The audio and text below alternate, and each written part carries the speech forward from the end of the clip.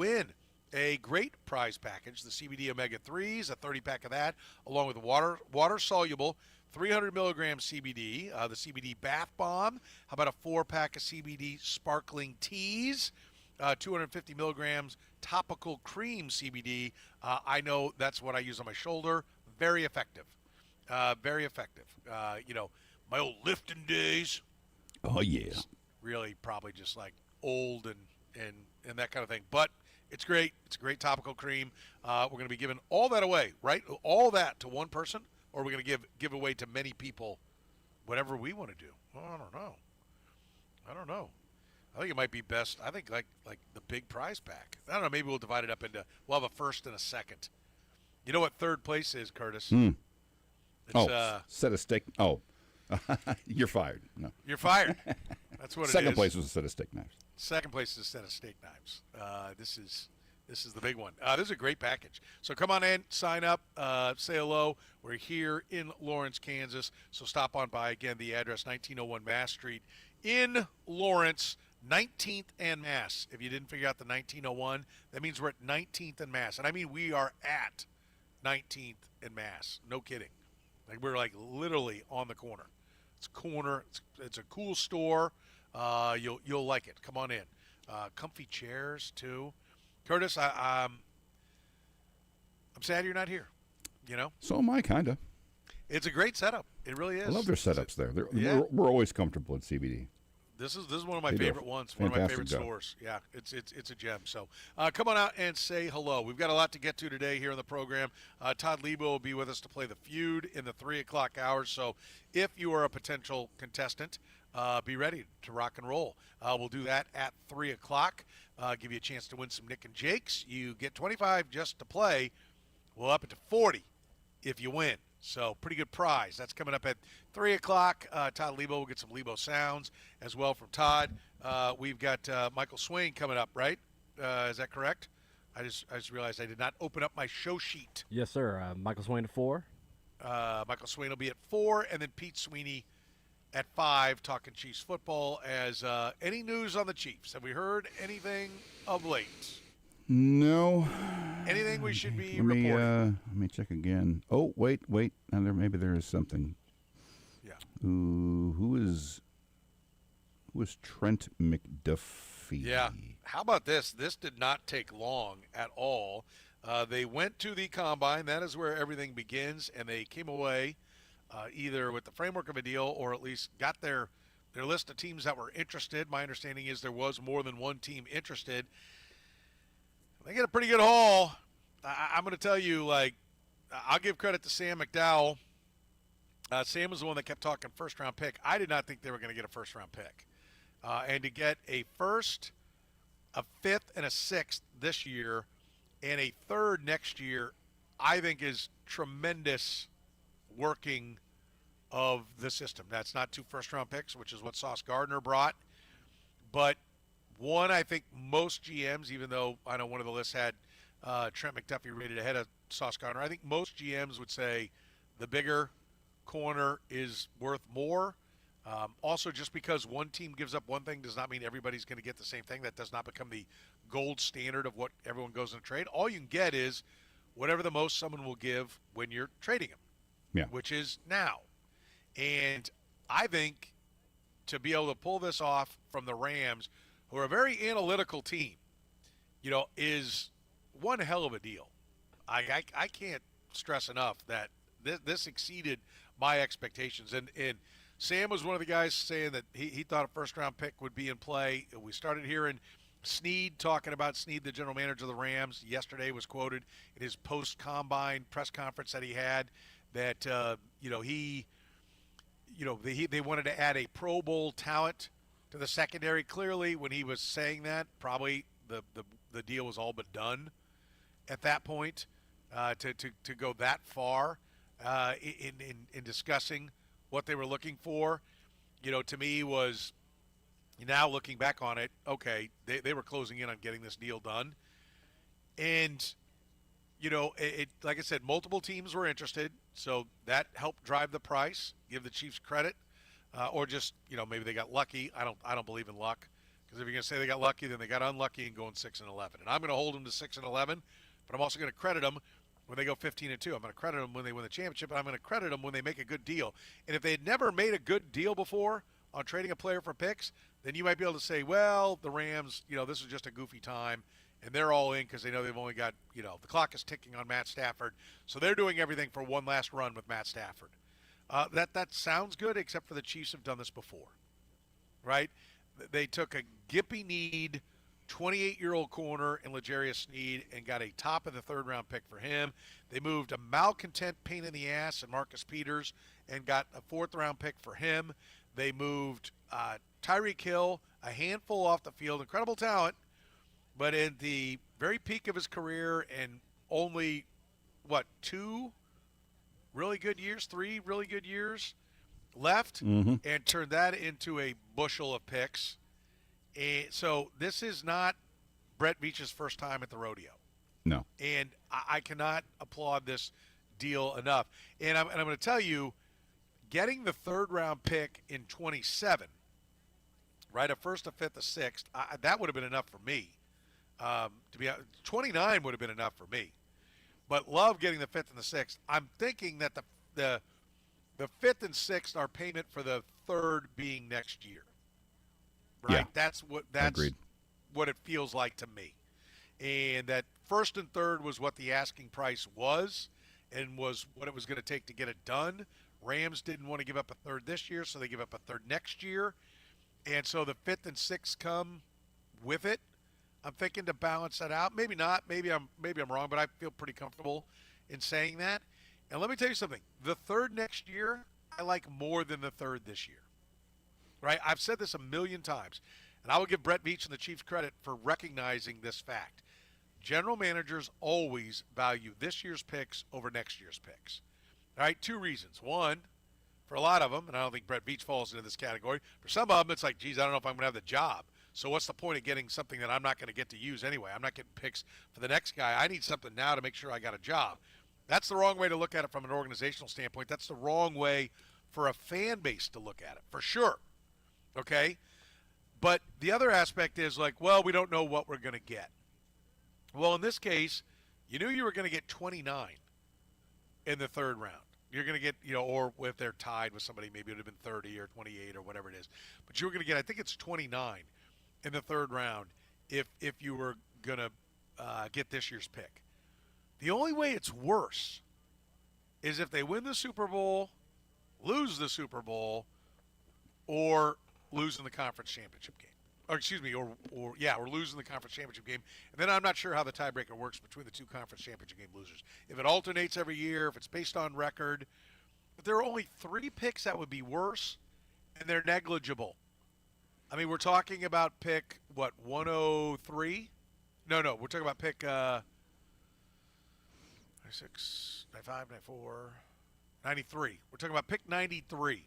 The only way it would be worse is 94, 95, 96. But if Matt Stafford, who didn't play at all in the preseason because of a bad back, gets hurt, right? If the team disappoints, then that pick goes up. So next year's third-round pick figures in all likelihood to be a higher pick than this year's third-round pick. And that's all that matters when you look at the big picture of the franchise. If I were a GM, I've said this before, listen, if I were Brett Veach, it's tough to do with Patrick Mahomes, but if you're ever in a moment where you don't have that franchise quarterback, I would trade exclusively for future picks because they'll give you more of them because they're dumb and they're all worried about today. And one day an organization is going to be like, okay, you'll give me 2/3, you'll give me 1/3 this year, or you'll give me 2/3 if I take 29 and 30, I'll do that. And if you do that over and over again, you're going to suddenly be swimming in picks every year, right? And that, to me, always getting more picks is the way to go. And they ended up getting 4 picks for a team that we've talked about it. Their third wide receiver, if they line up today, is I don't even remember his first name, Brownlee? Yeah, Jason Brownlee. Jason Brownlee. Their backup running back, I don't even know who he is. Shundelis. Dalton Woods. Exactly. Right? The starter's Brashard Smith. Okay? They have like 2 D tackles that you've heard of on the roster. They have you've heard of 4 of their defensive ends, but 2 of them you don't think can play. All right. Right. I mean, they're short on corners now with moving Trent McDuffie. Their safety's a free agent. Like this team, they don't have a backup quarterback, right? They've got maybe Noah Gray and a guy who barely plays at tight end. If Travis Kelce doesn't come back, now I think he's going to come back, but until he does, we don't really know for sure. But you're looking at Jared Wiley and Noah Gray as your tight ends, and Noah Gray's going into the final year of his deal. You got a right tackle that's only got 1 year on his deal. This team needs picks, right? This team needs players. And now they've got 4 picks, 3 this year, to go get more players, and they clear up $13 million more in cap space. And Jawan Taylor, his cut will be official any moment. All right, that's coming. And they're going to be well under the cap and can now dabble in free agency. So now we can realistically talk free agents, and you can have some fun with all the mock drafts because you have picks 9, 29, and 40. You've got 3 of the top 40. You've got 4 in the top 75. This team is set up to really have another one of those kind of drafts.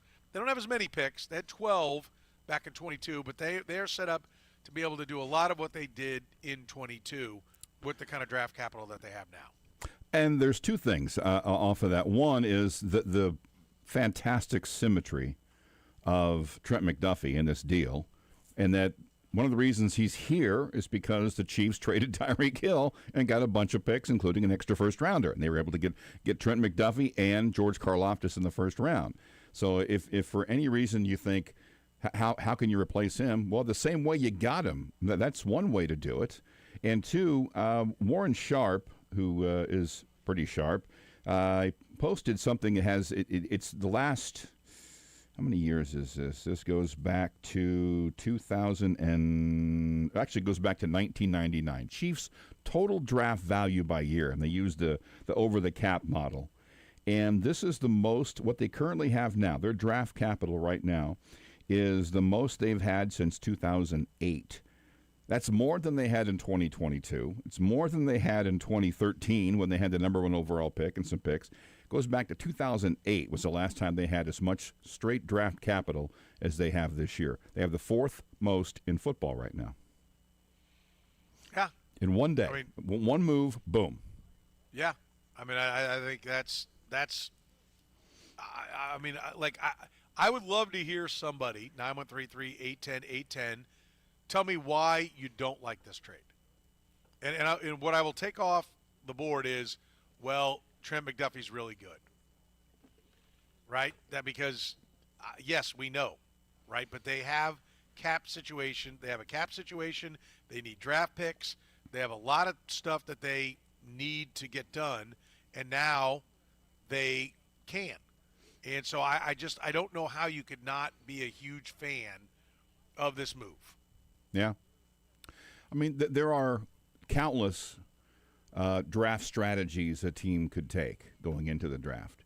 And now every single one of those strategies is available to the Chiefs. Regardless of what they want to do, they can do it.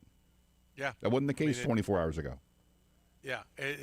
This, to me, is an absolute home run. It exceeds my expectations of what they could get done. It exceeds it. I mean, like, I'm giddy. Same. I hate to see Trent McDuffie go. Yeah. Like, you hate to, but this is like, I root for the Chiefs, not Trent McDuffie. And this is how you keep a team strong. This is how you keep a team, competitive, is they need more draft picks. And I hope there's more of this done, by the way. I mean, I hope that, they are going to, continue to do this with players as they enter in. Like, I think they need to do this even more, right? But, like, when you've got free agents that are about ready to walk or you're going to have to pay, like, I don't think there's going to be anyone next year. If Rashee Rice, if he would have played at a high level, you could be talking about moving him right now. If he didn't have all kinds of accusations and problems off the field, you could be talking about moving him. But, like, this is how you feed the beast. You need the extra draft picks, and they've got it. And now I think they can, be competitive now and in the future because they're going to get – theoretically, they're going to come away with at least 3 players that should be starting If not right away, then at some point this year. Mm-hmm. So I don't see what's not to like. I reacted the same way you did. You said you used the word giddy because I saw that and I kept looking at the numbers going, really? Really? And I actually had to get up and like walk around. I did a little circle around the station. Okay, really? I had to keep looking at the numbers. I was like, how? And from the Rams' perspective, I mean, that's the situation they're in. They're not upset about it. The idea that the Chiefs fleeced them maybe is a little over. Because the Rams got what they wanted. They wanted that guy, and they have plenty of picks because they stockpile picks. That's why they do what they do.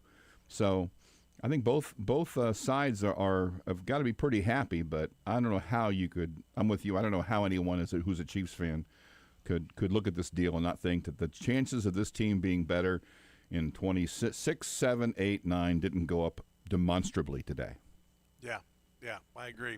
All right, phone lines are open, 913-3-810-810. I'm sure people got a lot of thoughts on this, 913-3-810-810. You can hit me up on the Twitter. It's at Soren Petro, Soren Petro. We're broadcasting live today at CBD American Shaman here, 1901 Massachusetts Street, 1901 Mass. That's 19th and Mass here in Lawrence. You can come check it out. Got a great prize pack. You can register to win that. Somebody's going to be walking away with a ton of great products from here at CBD. If you've got questions, they've got answers, whether you need more energy, better sleep, boost your immune system, maybe you would just want to kick back and relax. Visit your local CBD American Shaman. Right now, we got buy one, get one free. Buy one, get one free here at this location in Lawrence. CBD American Shaman, 19th and Mass.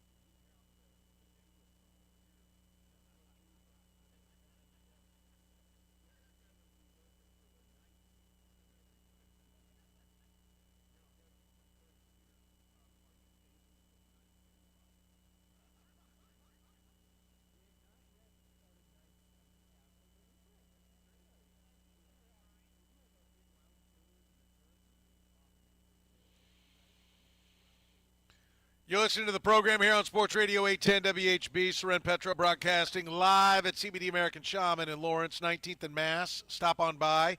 Check out their great specials. Buy one, get one free today. Buy one, get one. Today only. This store only. 19th and Mass, so stop in. If you're already a customer, come on in and stock up. It'd be a great time. Buy one, get one. High-quality CBD products designed to support your wellness. Find balance. It is a great time. You got products for your pets as well. If you got the pets, the thunderstorms are right around the corner, and they get a little jumpy with the thunderstorms, or you just got that clown neighbor who keeps playing the music loud. You can help your pets relax a little bit. High-quality CBD products with the experts who have the answers to the questions you might have. Come on out and see us. I'm at 19th and Mass at CBD American Shaman today only. If you can get away from work, get over to CBD American Shaman right now. 913-810-810. Let's go to the phones. We begin with wait a minute, okay, I see. We begin with Big Jack. You're in the program, Big Jack. What's going on, buddy? Soren, what's up, buddy? How are you? Well, the Chiefs and this Trent McDuffie deal are what's up. Well, and you know what? Trent McDuffie was a fabulous player, a good guy, great part of, the community. I definitely am happy for him and what he's been able to accomplish. But this was definitely the best move for the Chiefs to make in order for this team to get better. I'm glad that we said for so long, in Beach we trust, and I guess I think the standard almost got set to almost like it was perfection, and it's not going to be perfection. He's not been perfect, that's for sure. But overall, I think the guy has definitely proven that he's worth trusting enough. That the more picks that he has, the better off they're going to be. So I'm excited for what and when I watched the AFC Championship game, all I kept thinking is the Chiefs aren't that far off. I'm just saying that the Chiefs JV team almost beat Denver. So I'm just definitely excited what they're going to do, and hopefully we'll be right back at you. Yeah, I'm with you, and I think this is a very well orchestrated trade by Brett Veach. There was no panic. Could you have squeezed a little more juice out if you wait up to the draft? I don't know, maybe, but maybe somebody finds an alternative. Maybe your only offer. I do know there were multiple teams involved. Clearly the Rams made the best offer, so at least at this time there was no offer as good as this, or they would have made that deal. But, how much more do you really think you could get? This comes amazingly, much closer to the Sauce Gardner deal than I thought that they would be able to get. And it kind of surprises me a little bit that the Rams are the team to do it, because I've talked about it. I think cornerback is a one-contract position. It's like running back.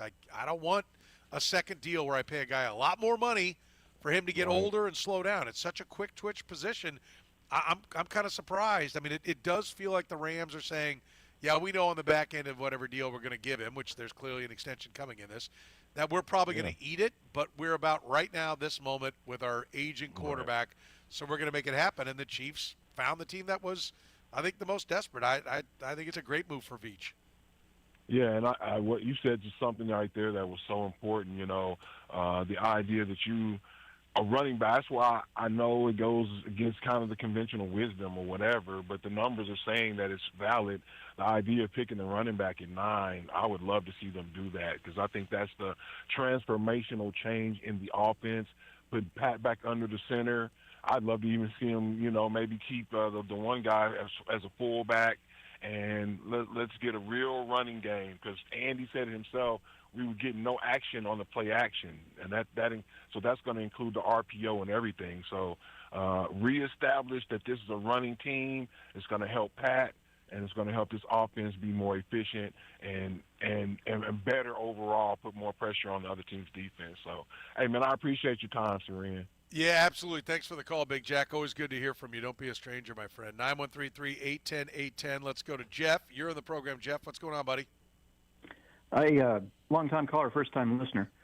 I got my worry for why they traded McDuffie. If they used this pick that they just got to trade up from 9 to take a running back or a safety, I mean, hope it works out, but oof. I mean, if they use Now, if it becomes McDuffie and 9 to get Jeremiah Love, yes, I will be with you. I will shed a tear. But I don't think that's what's going to happen. I think they're acutely aware that they need more picks, right? They've made that pretty clear, and I think this is what's given them those picks. Will there be a trade up? I do fear. I love the idea of throwing 3 fifth-round picks around at 3 upside guys. I think in all likelihood, maybe those fifths will be used to move up from 74 to 65 and get the guy they want. They'll be using, one of them to maybe move up a little bit in the second round. They go from 40 to 36 or something like that. That's my fear. I would much rather see them just use these picks on players. Even can look at trading down at 29, trading down at 40, even trading down at 9, getting even more picks and playing Rams, style draft, and that is throwing numbers at it. And I'm optimistic that is their plan. Here's hoping. Yeah, here's hoping. I appreciate it, Jeff. Thank you. 913-3810810. Let's talk to Dan. You're in the program, Dan. What's going on, buddy? Yeah, I'm pretty happy about the pick as well. There is a part of me that feels like the Chiefs are doing kind of a quiet rebuild. I do feel like maybe we're looking towards the year after to really load up. But I'm glad they're cleaning up the salary cap. And I was just curious, you were touching on it there a moment ago. Is there a chance that we invest even more, trade back and load up more in the third and fourth rounds of some of these early picks? I know you'd have to trust your scouting personnel, but it seems like an opportunity to do just as you say, to load up. That's all I appreciate it. And yes, I think that opportunity is always there. Now, somebody has to be there to make a trade. I know from talking to folks, when they had the 32nd pick coming off their first Super Bowl in 19, and they took Clyde Edwards-Helaire, they were all ears. Right? They were all ears on trading back at that time. And I think that would have been their preference, to get some more picks at that time. And there were a lot of people talking to him. And then Jordan Love came off the board to the Packers, and suddenly nobody was looking to trade up. I think that's one of the spots, 29, I love the idea of trading back at 29, but 29 is where we're used to the Chiefs drafting, and they usually don't have the opportunity to trade back because you need that guy on the board that the team goes, this is the last first-round pick. And usually there aren't enough of them to where there's one of those guys at 29.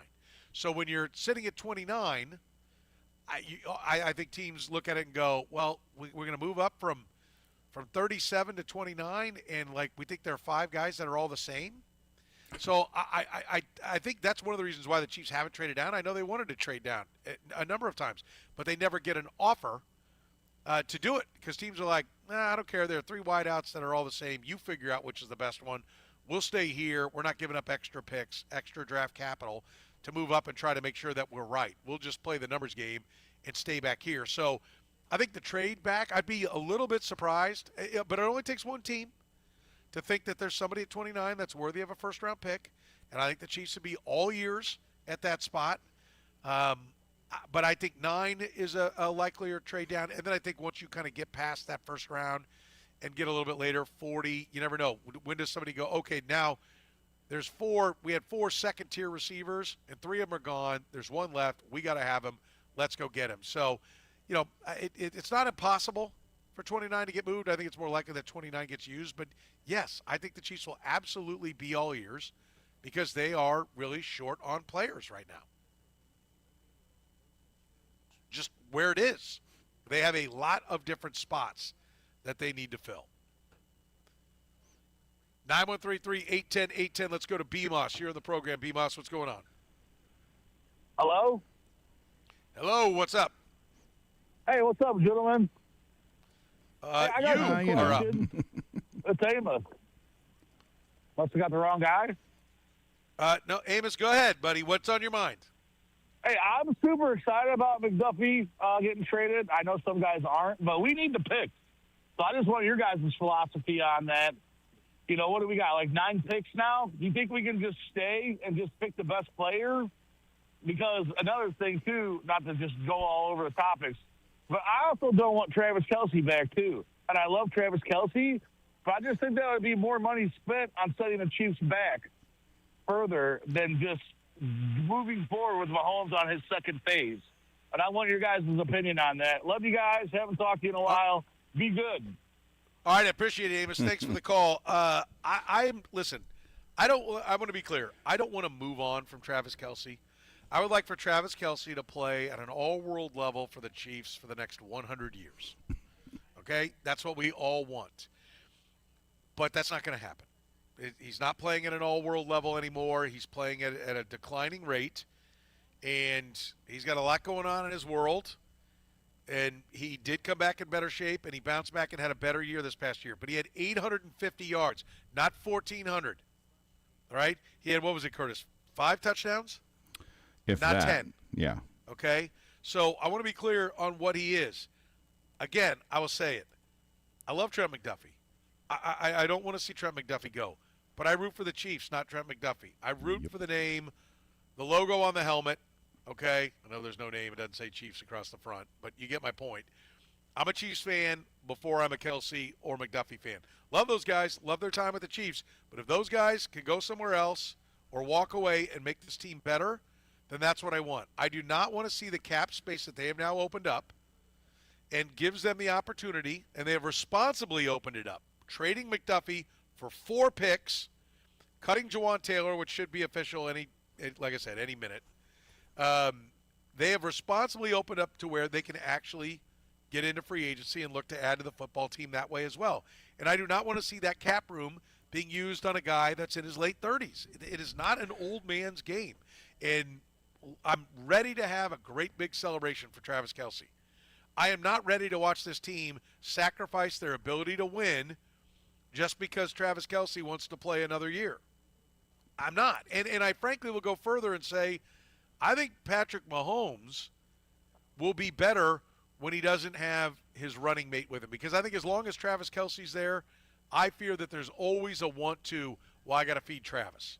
Mm-hmm. Well, there's trouble. Let's look for Trav. Okay? They were not a good offense last year. All right? They were pretty good while they had all their pieces. They were god-awful when Patrick Mahomes went down. And I think it's time for this offense to expand. I would love to see 29 go on a wide receiver, right? That they, because we've seen, Justin Jefferson wasn't the first wide receiver taken. Jamar Chase was, but Justin Jefferson wasn't. Puka Nacua wasn't. There are good wideouts that are available. They're going to need one, and I would like to see them, improve their wide receiving core. If they want to take a right tackle at 29, Jalen Moore's only got 1 year on his deal, and he didn't exactly kill it. He wasn't awful, but he didn't kill it. And you want to get another guy to help protect Patrick Mahomes, I'm down with that. You want to get another corner, right, so that you start getting some youth because Christian Fulton's got 1 year and is oft injured. Love Noel Williams, but you need a corner. I'm down with that. Like, you now have the capital to go get things done, and in free agency, you can pick up with the space they've got a couple of frontline starters and make this a better team. And Travis Kelce, to me, just eats into that for a 1 year stopgap solution. So, listen, I wish he could play at a high level forever. I wish that you knew he had 5 more years, and I'd be all about giving him a long-term contract. But we know that he doesn't have 5 more years. We know he can't play at the same level. I don't know why you would put any kind of significant resources into that player. Take the name Kelce off, and you don't think about making that move. And it's a move that the Patriots would not make. And that is the model that the Chiefs are chasing as they try to win as many Super Bowls as possible. I love the idea, the point about how it relates to Mahomes and having that as kind of an outlet. It would be, to use one of your favorite terms, which I love, burning the boats. To assess, that's one of the boats you need to burn because you got to be able to commit to something new. And I view McDuffie and Kelce and things like that in much the same way I view the stadium deal. Yeah, I liked Arrowhead was fun, but the number one thing I want is for the Kansas City Chiefs as a fan to be really good for the next 5-10 years. And that's not serviced by Travis Kelce making a lot of money this year. That's not serviced by Trent McDuffie staying here.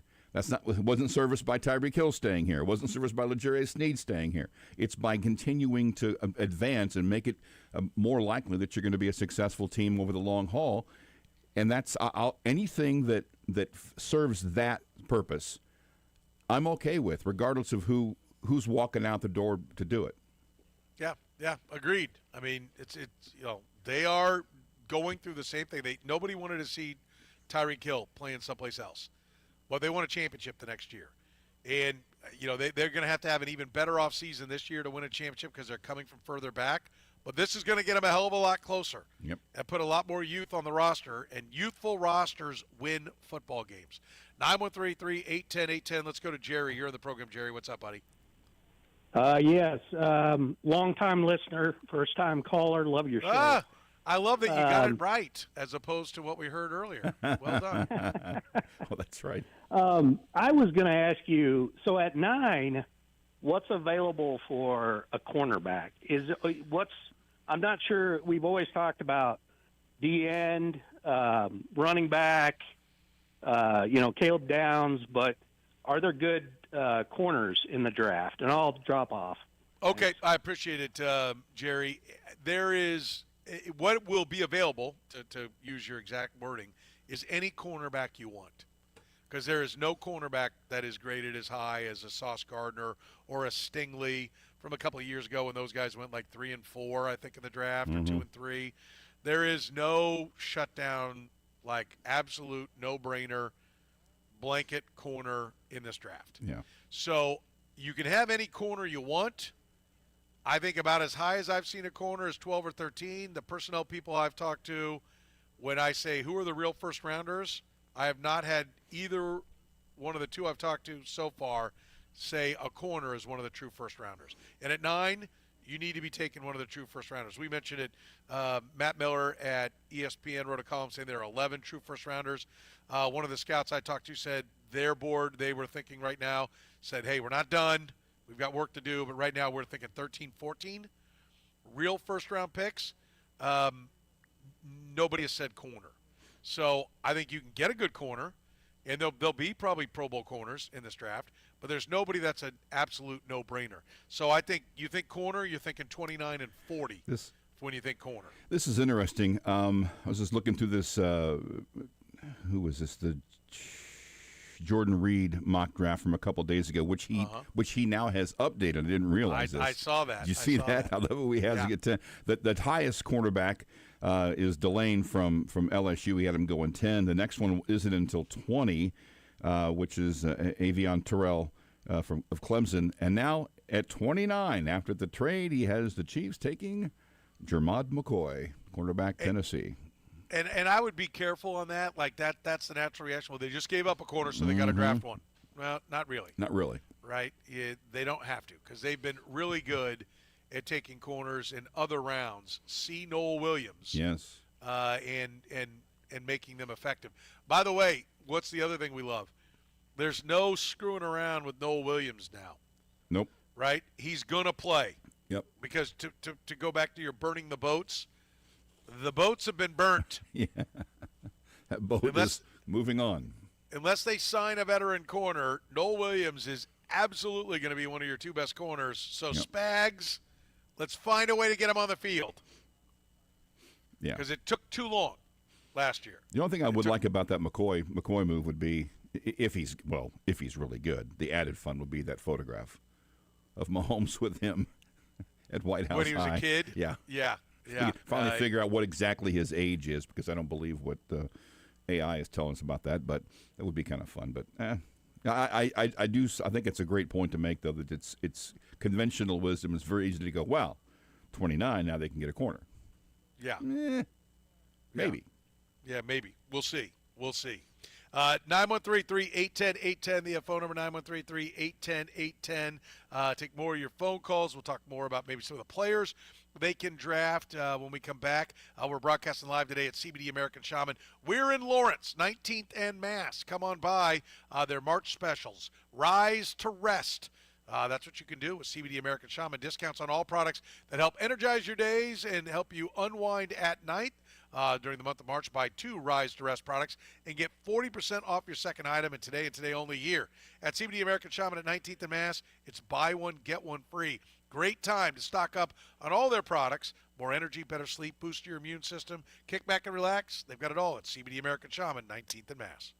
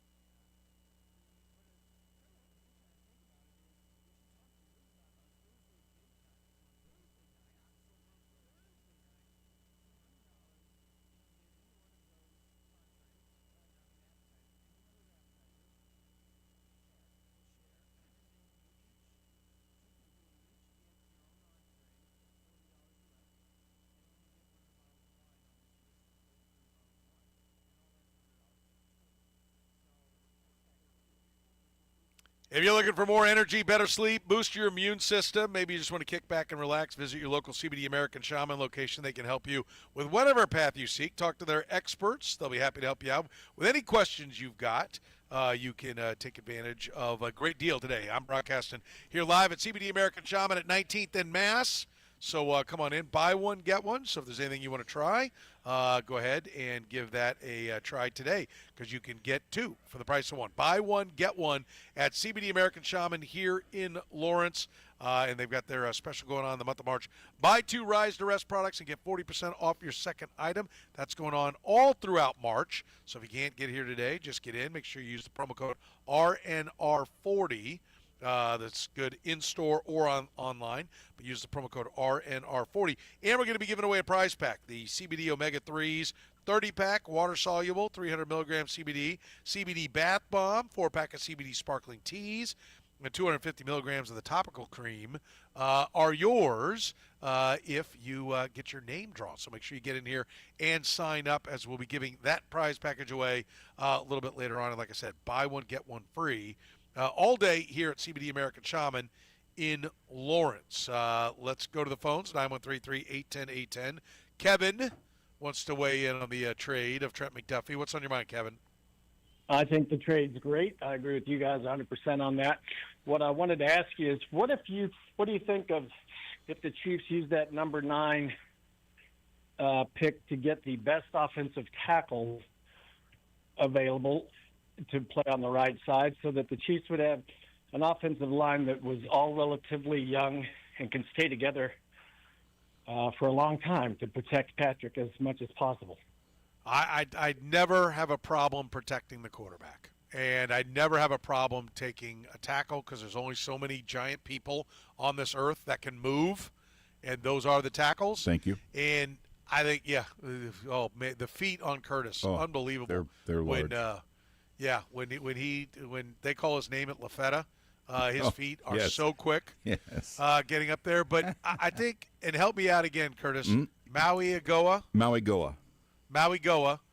Francis Maui Goa from Miami is the one name that I've been told is definitively a first-round pick. He also played right tackle at Miami, so he'd be a great fit right there. That would be interesting, to say the least. And if he were there at number 9, I don't think he will be. I would jump on him, but I don't know that there's anybody else that comes, question-free. I think the rest of them, I feel better at 29. Yeah. Than I do at 9. He easily has the highest floor of any of the other tackles. Yes. He's almost he's very low bust factor. Spencer Fano of Utah is probably next. Mm-hmm. I'm thinking, but if he's starting to slide. Well, his arms came in short, mm-hmm. and there were some questions about him. I heard, I was, like I said, when I talked to the guys about, okay, who are the real first rounders, the only offensive tackle that was mentioned was Maui Goa. So we'll see. By the way, I just put 2 and 2 together. It's just Maui, like the island Maui, with GOA on the end. Yeah. I don't know why this has been so hard for me to get my arms around. That's how I figured it out, too. Because Maui is one of my favorite places on earth. So you think this dumbass would have figured Maui Goa. It seems like the easiest thing in the world to remember. Anyway, my apologies, Kevin. But, yeah, if it's Maui Goa, love it. If it's somebody else, I would rather see them fall back to 16, get some picks, and then take, a tackle that they like. Then I'm a little bit more intrigued. All right. Thanks. Appreciate it. 913-810-810, the phone number 913-810-810. Having the combinations of picks. I do think, and I'll go back to, was it Jeff that was a little bit leery that like, oh, man, this is just draft capital to move up. I do want to underscore that. I will be disappointed if they move Trent McDuffie to take the pick they got and package it with 9 just to get a running back. Yeah. That becomes exorbitant. I know you've still got a 5th, a 6th, and a future 3rd out of that deal that you can say, wait a minute, we're still coming away with, 5 picks are turning into, 4 players, but I will not, Jeremiah Love will have to be awfully, awfully special if that deal were to get made. Is there anybody that could be there at? I'm trying to think of what 29 would get you. Well, let me ask you this: is there, if the Chiefs needed a quarterback moving up to 1 to get Mendoza, okay, I get it. But is there anybody that you've heard that is projected to go in the top 10 that you think is worth those 2 draft picks? No. I don't think so either. I'm not sure Mendoza is, but if I agree, Joe Burrow would be, but not Mendoza. I don't think there's anybody worth 29 and 9. Yeah, like the name that I've seen some people and you referenced I forgot what Reed's first name is, Jordan Reed's mock draft. Monroe Freeling, he has going 6 to the Browns. Which is something because I'd never heard of him before. Yeah. This is his write-up. I mean, going back to the offensive tackle side of things. He said, Freeling's stock has skyrocketed since the end of the season. The end of the season. Okay? Not playing football. No. His stock has skyrocketed. And traits and attributes are an important part of the equation, but at 6'7", 315, he's one of the few true left tackles of this class. He's also an excellent athlete who excels in space and on the move. His size, upside, and athletic traits have prompted multiple teams to rank him as the top offensive tackle at the Combine.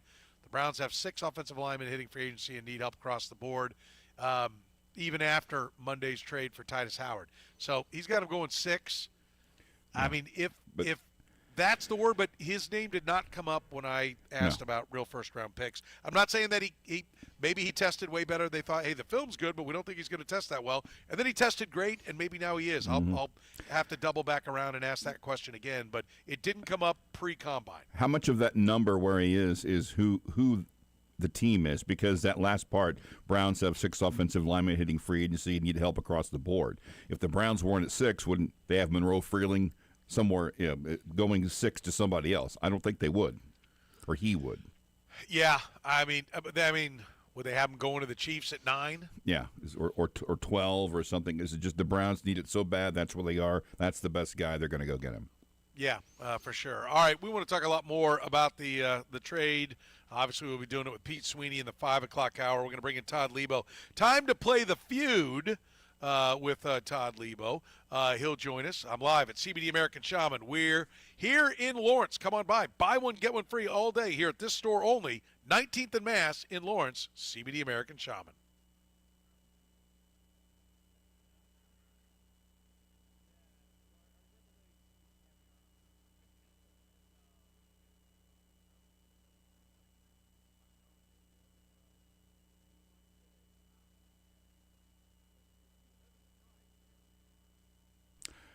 All right, before this year, how many times in the common draft era have the Chiefs had 2 first-round picks?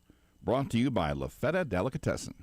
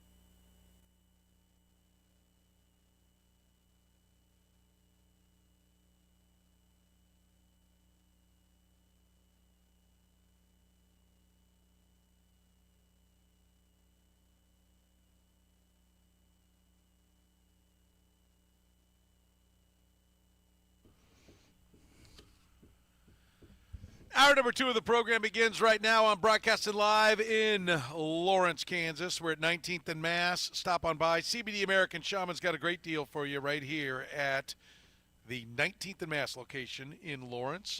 Buy one, get one. It's called BOGO is what it is. I don't know if you're familiar with the term. It's an acronym. It stands for buy one, get one. Never been a better time to come in and sample some of their great products. You know, they've got free samples every day if you're looking to get more energy, maybe sleep a little bit better, boost your immune system, or just want to kick back and relax. Maybe you are, I don't know, looking for a great place to find focus, balance. Like I said, sleep better. That's a big one. They got a number of different products that can help you out. Come on in. They're experts, got all kinds of answers for all of your questions. So if you're new to CBD American Shaman, come on in and find out which product can work best for you. They've got their March specials, their Rise to Rest with CBD American Shaman, discounts all month long on all products that help energize your days, help you unwind at night. During the month of March, buy 2 Rise to Rest products and get 40% off your second item. The special is good in-store or online. Online, use coupon code RNR40. That's R, N as in Nancy, R40. That's how you can do it. Or you can just stop in here right now at 19th and Mass. Come on in. We're also registering people to win a great prize package.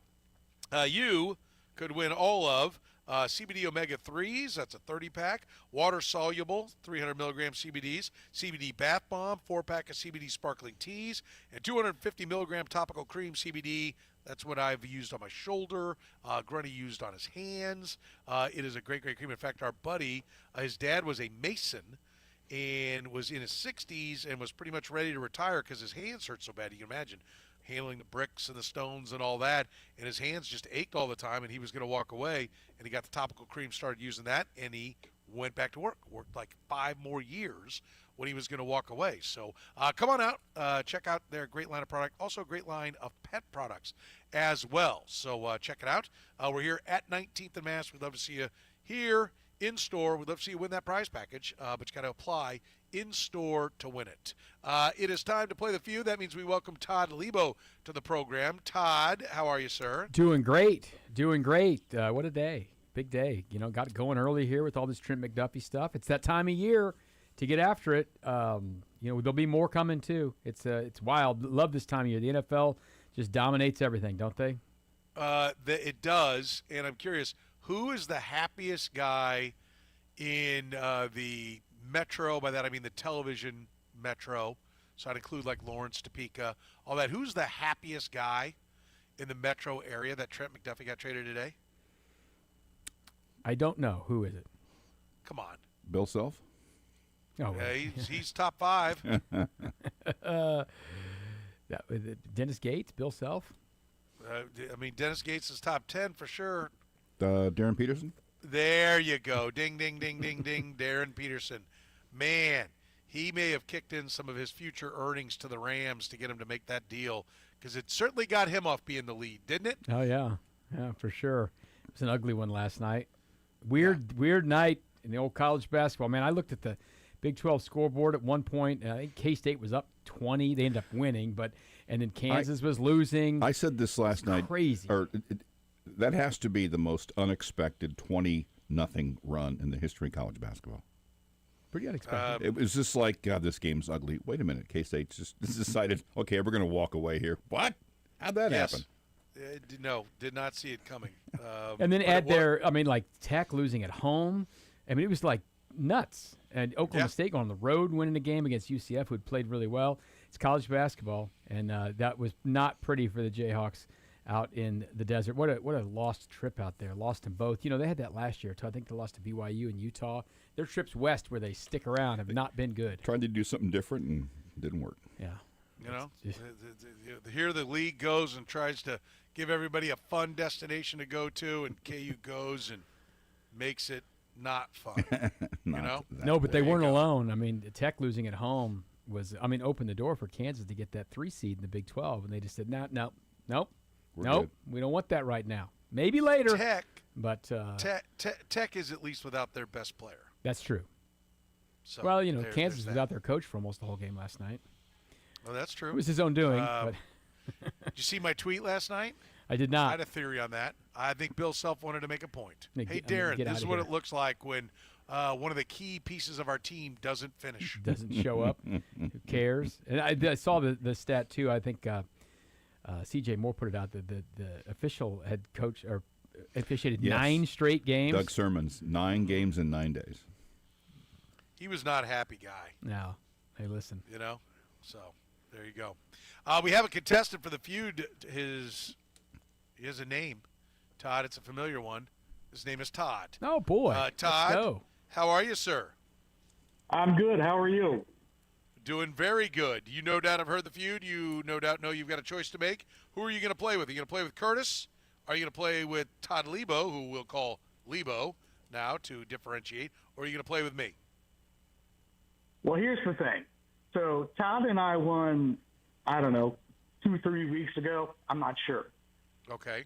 but he's a Sooner, and I'm a Tiger. So maybe not this week.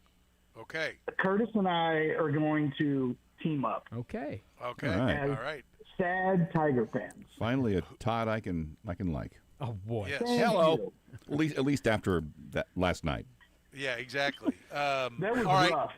So who's going to go first, Curtis, out of you and Todd? What do you think, Todd? I'll go. Okay. Okay. So it's going to be Todd and then Curtis over on that side, on this side. Todd, where do you want to go? Yeah, Lebo. I'll call you Lebo. Lebo, where do you want to go? Todd or Curtis? Why don't you go first, and Okay. I'll do Curtis because I'm looking at him. Yeah. Okay. That's I true. said Good- that good- wrong, good didn't point. I? Yeah. Mark. Damn it, Kyle. Marked. Mark that. Yeah. Jeez, Okay. Christmas. So me against Todd, Lebo against Curtis. All right, we are ready to rock. Real quick, Todd, let's test the buzzer. Todd, Yeah, he's a Yeah, veteran. there it is. That's a good or buzzer. Big Tiger. Oh boy. Yeah, that works too. All right, give me Todd and give me Soren. 7 answers on the board. Name me an all-time favorite announcer. Petro. Soren. I am going to go with all-time favorite announcer. Why am I blanking on this? I'm going to go with Oh boy. Come on, Petro. Mike Tirico. I don't know. I'm having a brain fart here. Wow. Woo! I'm going to say Kevin Harlan. Kevin Harlan, the number one answer. Such Oh, my a God. stupid ass. Play, of this, like- mark this for Friday for Petro. Oh my God. That was maybe my worst moment ever in this game. All right, Todd God, and that was Curtis, bad. pass or play. We're We'll going to play. we'll play. I'll say Ryan Lefevre. Oh, thought local Did kids. not make people the might- list. That is okay. strike one. That's Over to you, pretty bad. Todd. Al Michaels. Al Michaels, number 4. Bob Costas. Man, I am terrible Strike at 2. this. Save us. Joe Buck. Oh, no Not way. around here. Right. 3. That's why I couldn't come up with anything better, because Joe Buck's name was Was on stuck your in my head. head. All right, so we're up here. Yeah. Steal. Over to This Lebo is and gonna be Soren. an easy steal. I got Madden. Madden, I have Cosell. Denny Hey, written boom. down. What about Jim Nance? Nance. Yeah. I don't think Jim. Romo's going to be on there. What about so Nate either. Bukaty? Oh, we could put Nate on there. He Ooh, deserves. yeah. He deserves a mention. Yeah. Okay. How about Todd's comfortable enough to start throwing around crap? You know, stray bullets at guys not even on the show. How about Haney, Bob Davis, Wyatt Stan, all those guys. I think Madden is a dead solid lock. I like that. Let's go with that. We'll go Madden. All right. John Madden, number 2 on the All board. right. That's going to be 70. Over 70. to Soren and Lebo. That wasn't many answers. What Okay. what did we get? All right, what you did not get. Number 3, Keith Jackson. Number Okay. 5, Oh, boy. Dickie V. Number 6, Bill Raftery. 7, Pat Summerall. I watched about a Summerall, thing on the internet the other day. It was 3 minutes of Bill Raftery saying onions. Onions. That's so I fantastic. just laughed the whole time. He's a great great guy to interview as well. No doubt. Awesome at the Final Fun Four. guy. Yeah. And very cool. really smart basketball guy, too. No doubt. Leave All a little lingerie on the deck. Well, that would make sense because he coached basketball. So. Oh, yeah. yeah. Well, now listen, Todd getting lippy with you, Most of Petro. them. Most of You them know, Tony do. Romo played football. He's not any good at analyzing it anymore, though. So. I don't know, Tony. They know each other. All right. It's like, you know.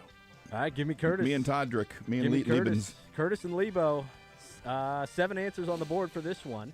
Name something you might see a commercial for during the Super Lebo. Bowl. Lebo. Insurance. Yeah, my did bad. not make it. Oh, you're right. There's never a Patrick Mahomes insurance commercial during the Super Bowl. All right, Kay. I'm going to say beer. Beer, number 1. Beer. That's my fault. Beer. I said beer. Yeah, let's play it. Okay. All right. I would say a fast food restaurant. Number 3, nice work. I'm going to say crypto. Oh, damn. It's actually a really good That's answer, a but great it's guess. I like, can't believe it didn't make it. yeah. There were a lot of them. Car commercial. There you Cars, go. number 2. Damn it. Soda pop. Number 4. How many are left? I'm looking for 5, 6, and 7. 3 left. Well, let's see. A big box store. Good effort. Didn't make the list. Strike 2. I like the way you cast a wide net Yeah, on he that. did. Yeah. He knows what he's A doing. retail outlet. Stuff. Things. Oh, boy. Let's Come on, say Kurt. a website. Okay. What kind of website are you Yeah, thinking maybe of, if you give me a Curtis? kind. Yeah, I I was going to can say like a accept it. jobs. No. Job filling. No, that's Is that not 3? what you were That is Job 3 hunter. strikes. That's 3. Over to Soren and Lebo. All right, so I know he said Super Bowl, but I think some of these, because I mean they were crypto all over the Super Bowl. There's always like a good Doritos or Lay's, like Well, a chip I have- commercial, or does I that have count Dor- as food? Yeah, I have Doritos/snacks. Is that Or count? is that- Because the fast food was the answer that got us. That was Yeah, Restaurant. does fast Okay. food all food or no? No, that was just restaurant. Well, I like Okay. chips, and there were also. I mean, they showed a couple movies on this. That's year. the other thing I have written down is movies. There's always like whatever big movies coming out. Is And out the there other as thing that well. kind of goes where Curtis was talking about websites, it seems like every year there's one of those for the places where you host your website, like whatever those GoDaddy are, or something. GoDaddies or something like Yeah. that. But I think the Lay's. Well, but chip- I think there's chip also, thing. and they're always like, hey, we know you deadbeats ain't got no job, so come to like Job Finder. Yeah, You know? career do builder. that. Curtis tried Yeah. that. I Didn't work. support that one. Yeah. Oh, he did? Curtis tried that one? Yeah. Oh, I don't listen. No. All It's fun. right, where do we want to go, Todd? I You think pick. chips. The chips, Lay's and Chips, Doritos always snacks. make it.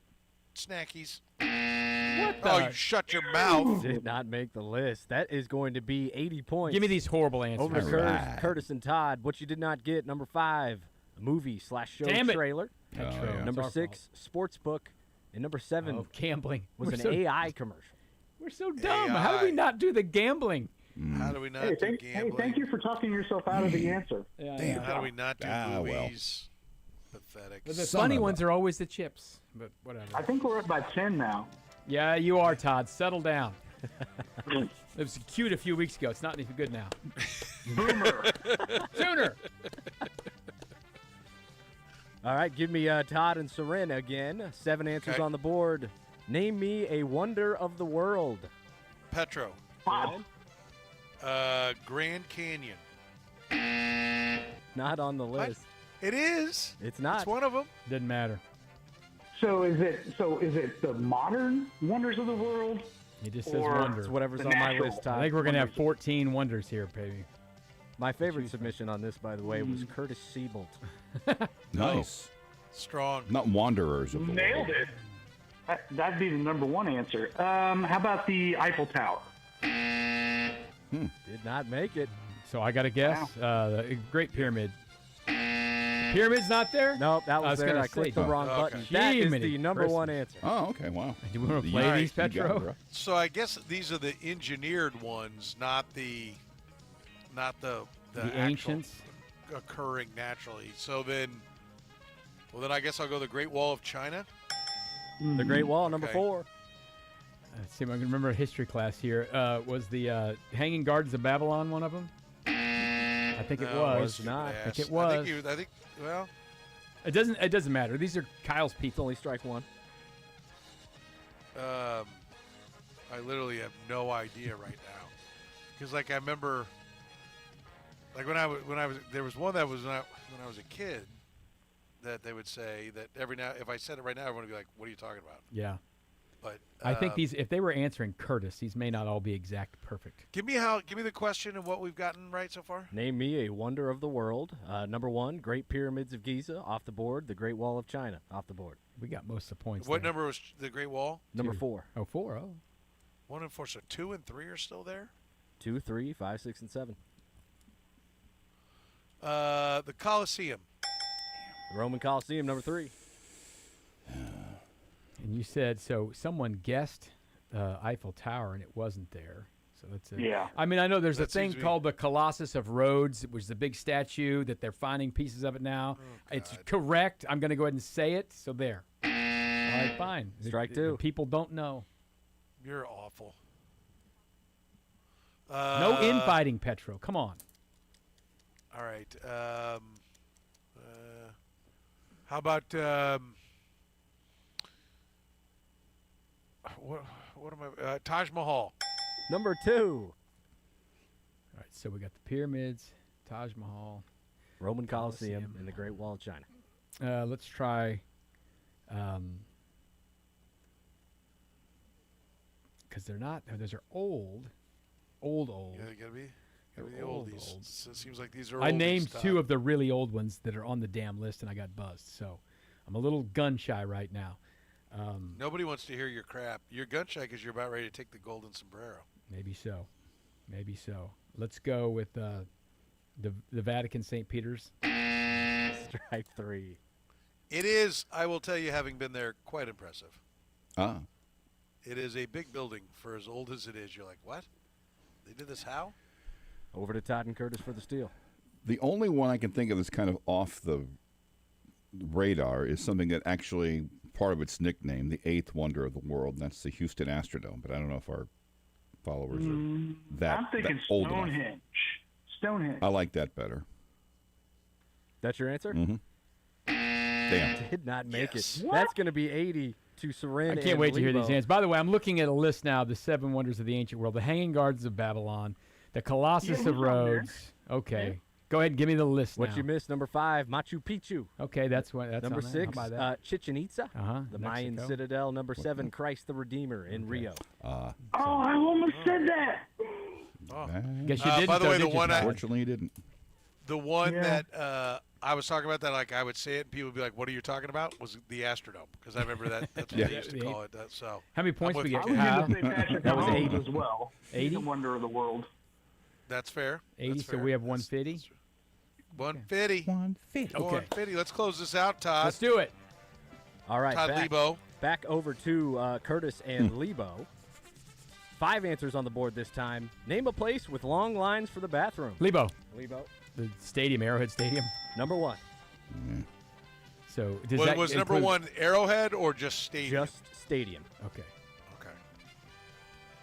We're gonna play, right? sure. I got to think. Stall for a minute. Well, no problem there. I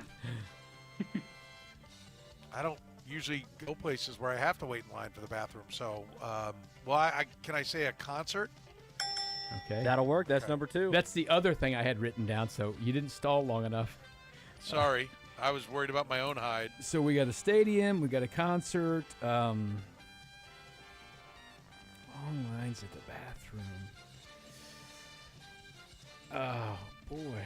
How about the American Royal Barbecue? I'll give that to you. Theme park / affair.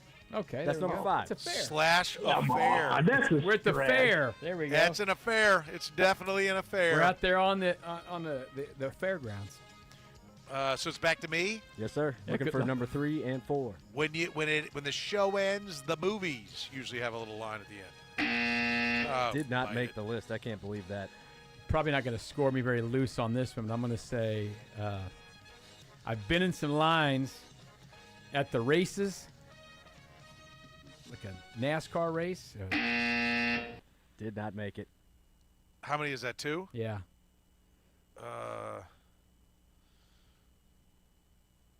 I mean, all right. The airport. Not bad, though. Strike 3. Not a bad effort. Well, no one went through the old KCI, I guess. For sure. Did anybody say concert? Yes. They Yeah, I did. did. Crap an egg. Go ahead, try it again though. Give it a shot, No, Kay. no. I dare This might be enough. So we got to get this one right. I just Todd, can't a think. What do you Student of the think, game. Kay? I Has anyone said concert? They took all the good ones. just like I don't know. Trying to think of Oh, like watch part restaurant. Watch like if you go down to P&L or something. I was going to I say just can't. nightclub. That would work. That's pretty good actually. Yeah, nightclub. That's your answer? Let's go. Damn it. Yeah. Nailed it. That Well is done. number 4. wow. Excellent Damn. work. That's going to be 75. That's all it Okay. comes down Uh-oh. to this. What didn't we get? What you did not get was a basketball arena. Oh, arena. Different. Still sports. Arena. I think of that as stadium. Yeah, that's fine. It's okay. We'll take the points. They were going to get the thing Yeah, anyway. well. We didn't have nightclub. We don't go out to clubs much, Petro. I don't either. I do Neither not. does Kay. That's not true. So, No. all good. I'm always Big clubber loves the. Oh yeah. Club sandwich. All right. We are back. Yeah, there you go. We are Extra back fries. to Todd and Soren, I believe. Yeah. Yeah. All right. 5 answers again on the board here. Name something an athlete could break. Petro. Soren, Bones. number 1. Oh, yeah. Good play, right, Todd? Yeah, very good. We play? Yeah, we got to play. Okay, a record? Number 2. A backboard. Yeah, I'll give that to you. Equipment. Okay. Oh, So the bat's come gone on that? Yeah, baseball bat, all that stuff's gone. They can break. They could break. Curtis just wrote something down confidently. I don't like this. Yeah, that's annoying. I like it. How about this is different kind of equipment, like they break the scorer's table or something running off the field, a camera, something like that? That'd be equipment. Strike 1. Yeah. Oh, is Wait, that what? equipment? So- You're doing the Well, scoring now? Todd said about 3 things there. And they were all wrong. Okay. They all got buzzed. Yee. My strategy, Okay. Petro. So like that would have counted scoreboard because I had scoreboard written down. That would be equipment. Okay. So let me cross that off. Phrase the question again and tell me what we got right. Name something an athlete could break. What you have so far. Number 1, a bone. Number 2, a record. Number 3, equipment. Break.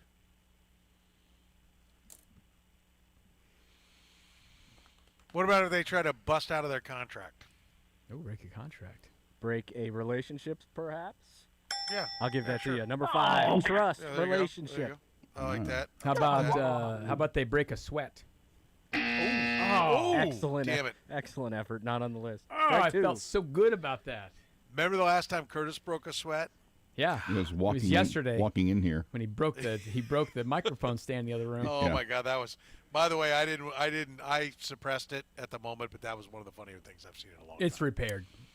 Well, you don't usually jump on opportunities like that. I know, but I did yesterday. I actually felt a little bit bad. How'd that That is feel? those poor screws did. How did it feel? Yeah. I don't know. First time. I'm still trying to work my way through it. Name something an athlete will break. Hearts. Oh! Oh, I thought that was it. Excellent Oh. effort. That's strike 3. I wrote your that was heart. That's what I Curtis's was thinking. That was Only like that thing was you had my written cheat. down. We may have this anyways. Steal of the century coming up. Was to say wind. No. That's Yeah, probably that's true. what I'm I've actually seen that happen. Wow. Seen? Ah. Or smelled? Heard. Well, Yeah. some of them are more obvious. Break. I had a word a second ago, and How many are left? Is there? Break. How many are left? Just one I think, left. yeah. Just Looking for one number left. four. One. Oh crap. Oh. How many points do we got on the board broke right now? like a code. 85. Like a code. Oh, this is unwritten, gonna be it. unwritten law. No pressure, Like Curtis. a- No pressure, Todd. A law. A law? Yeah. Perhaps a rule? A rule. Oh, God. The full 100. Coming in Oh, close. wow. Wow. Shebang. Oh, that is just not right. I don't How like did, that how at did the all. law not occur to all of us I know. much earlier? Exactly. It Yeah. seems so obvious. I was like, the law, of course. Around here. Oh, Yeah, no because kidding. we cover a football team that nobody's ever broken the law. Yeah, that's funny. No, Todd deserved never. it. Never. Wow. Well done, Todd. You're a winner. I'm 2-0. I'm 2-0, you- people. You get That's the all I big think. gift card. Yeah, enjoy. You get the big gift card at Nick and Jake's. Great spot for you to go. Enjoy. Great eats. Of course, maybe a couple of cocktails. TVs everywhere. Great place to watch the game. Get together with your buds or even a date night. Nick and Jake's. 3 locations. Enjoy great food on either side of the state line. Dine in, carry out, delivery. Nick and Jake's. KC's home for great food and sports. See them online at nickandjakes.com. Todd, congrats, buddy. We appreciate it. MIZ. There he goes with an MIC. Oh, you. See, yeah, that's We'll get some Lebo sounds here in a minute. We're broadcasting live at CBD American Shaman, 19th and Mass Street. Come on down and take advantage of it. You're getting off work, swing on by and get buy one, get one free on all the products in the store. It's good only today. CBD American Shaman helping you get more energy, better sleep, boost your immune system. Come on by. You got questions, they got answers. Check it out. CBD American Shaman. We're at 19th and Mass. The program with Soren Petro. Weekdays from 2 to 6 on Sports Radio 810 WHB. College basketball is nonstop. Big games, tight spreads, momentum swings every single night. It's about to get really crazy with conference tournaments coming, and FanDuel is now giving you a way to turn that energy into even bigger wins with a college basketball parlay profit boost. It's pretty simple. Just build yourself a college hoops parlay any way you'd like. Early tips tonight. You got Miami at SMU. You've got a big game between Texas and Arkansas at 6. A little bit later tips. You got Houston at 8 o'clock hosting Baylor before they get ready for the weekend. Mix your spreads, totals, props, whatever fits your read of the slate. Then just apply your profit boost and instantly bump that potential payout even higher. Go safe, go spicy, whatever you'd like to do. It's your parlay, it's your style, now with even more upside behind it. Get started right now at FanDuel.com/local. That's FanDuel.com/local. FanDuel, play your game. 21 plus and present in Missouri. Opt-in required. Minimum 2-leg parlay required. Bonus issued as non-withdrawable Boost Builder tokens. Restrictions apply, including any token expiration and max wager amounts. See terms at sportsbook.fanduel.com. Gambling problem? Call 1-800-GAMBLER. Gardening season is just around the corner. Get a jump start on your garden with quality burpee seeds at Menards. Choose from over 400 varieties of flower, vegetable, and herb seeds on sale now. It's the perfect time to plant seeds indoors and have them ready for spring. Start your garden off right and save big money on burpee seeds. Plus, check out our weekly flyer on Menards.com for all the great deals happening now. Save big money at Menards. What's up, Kansas City? This is SSJ for Window Nation. Is your heat or AC running more than it should, no matter the weather? Then it's time to talk to the pros at Window Nation to help you get new, energy-efficient windows at a great price. Right now, the more you buy, the more savings you can enjoy, up to 50% off all window styles. And your new windows can be installed in 1 day or less. But you better hurry because this sale ends soon. Don't wait to put an end to your window problems. Schedule a fast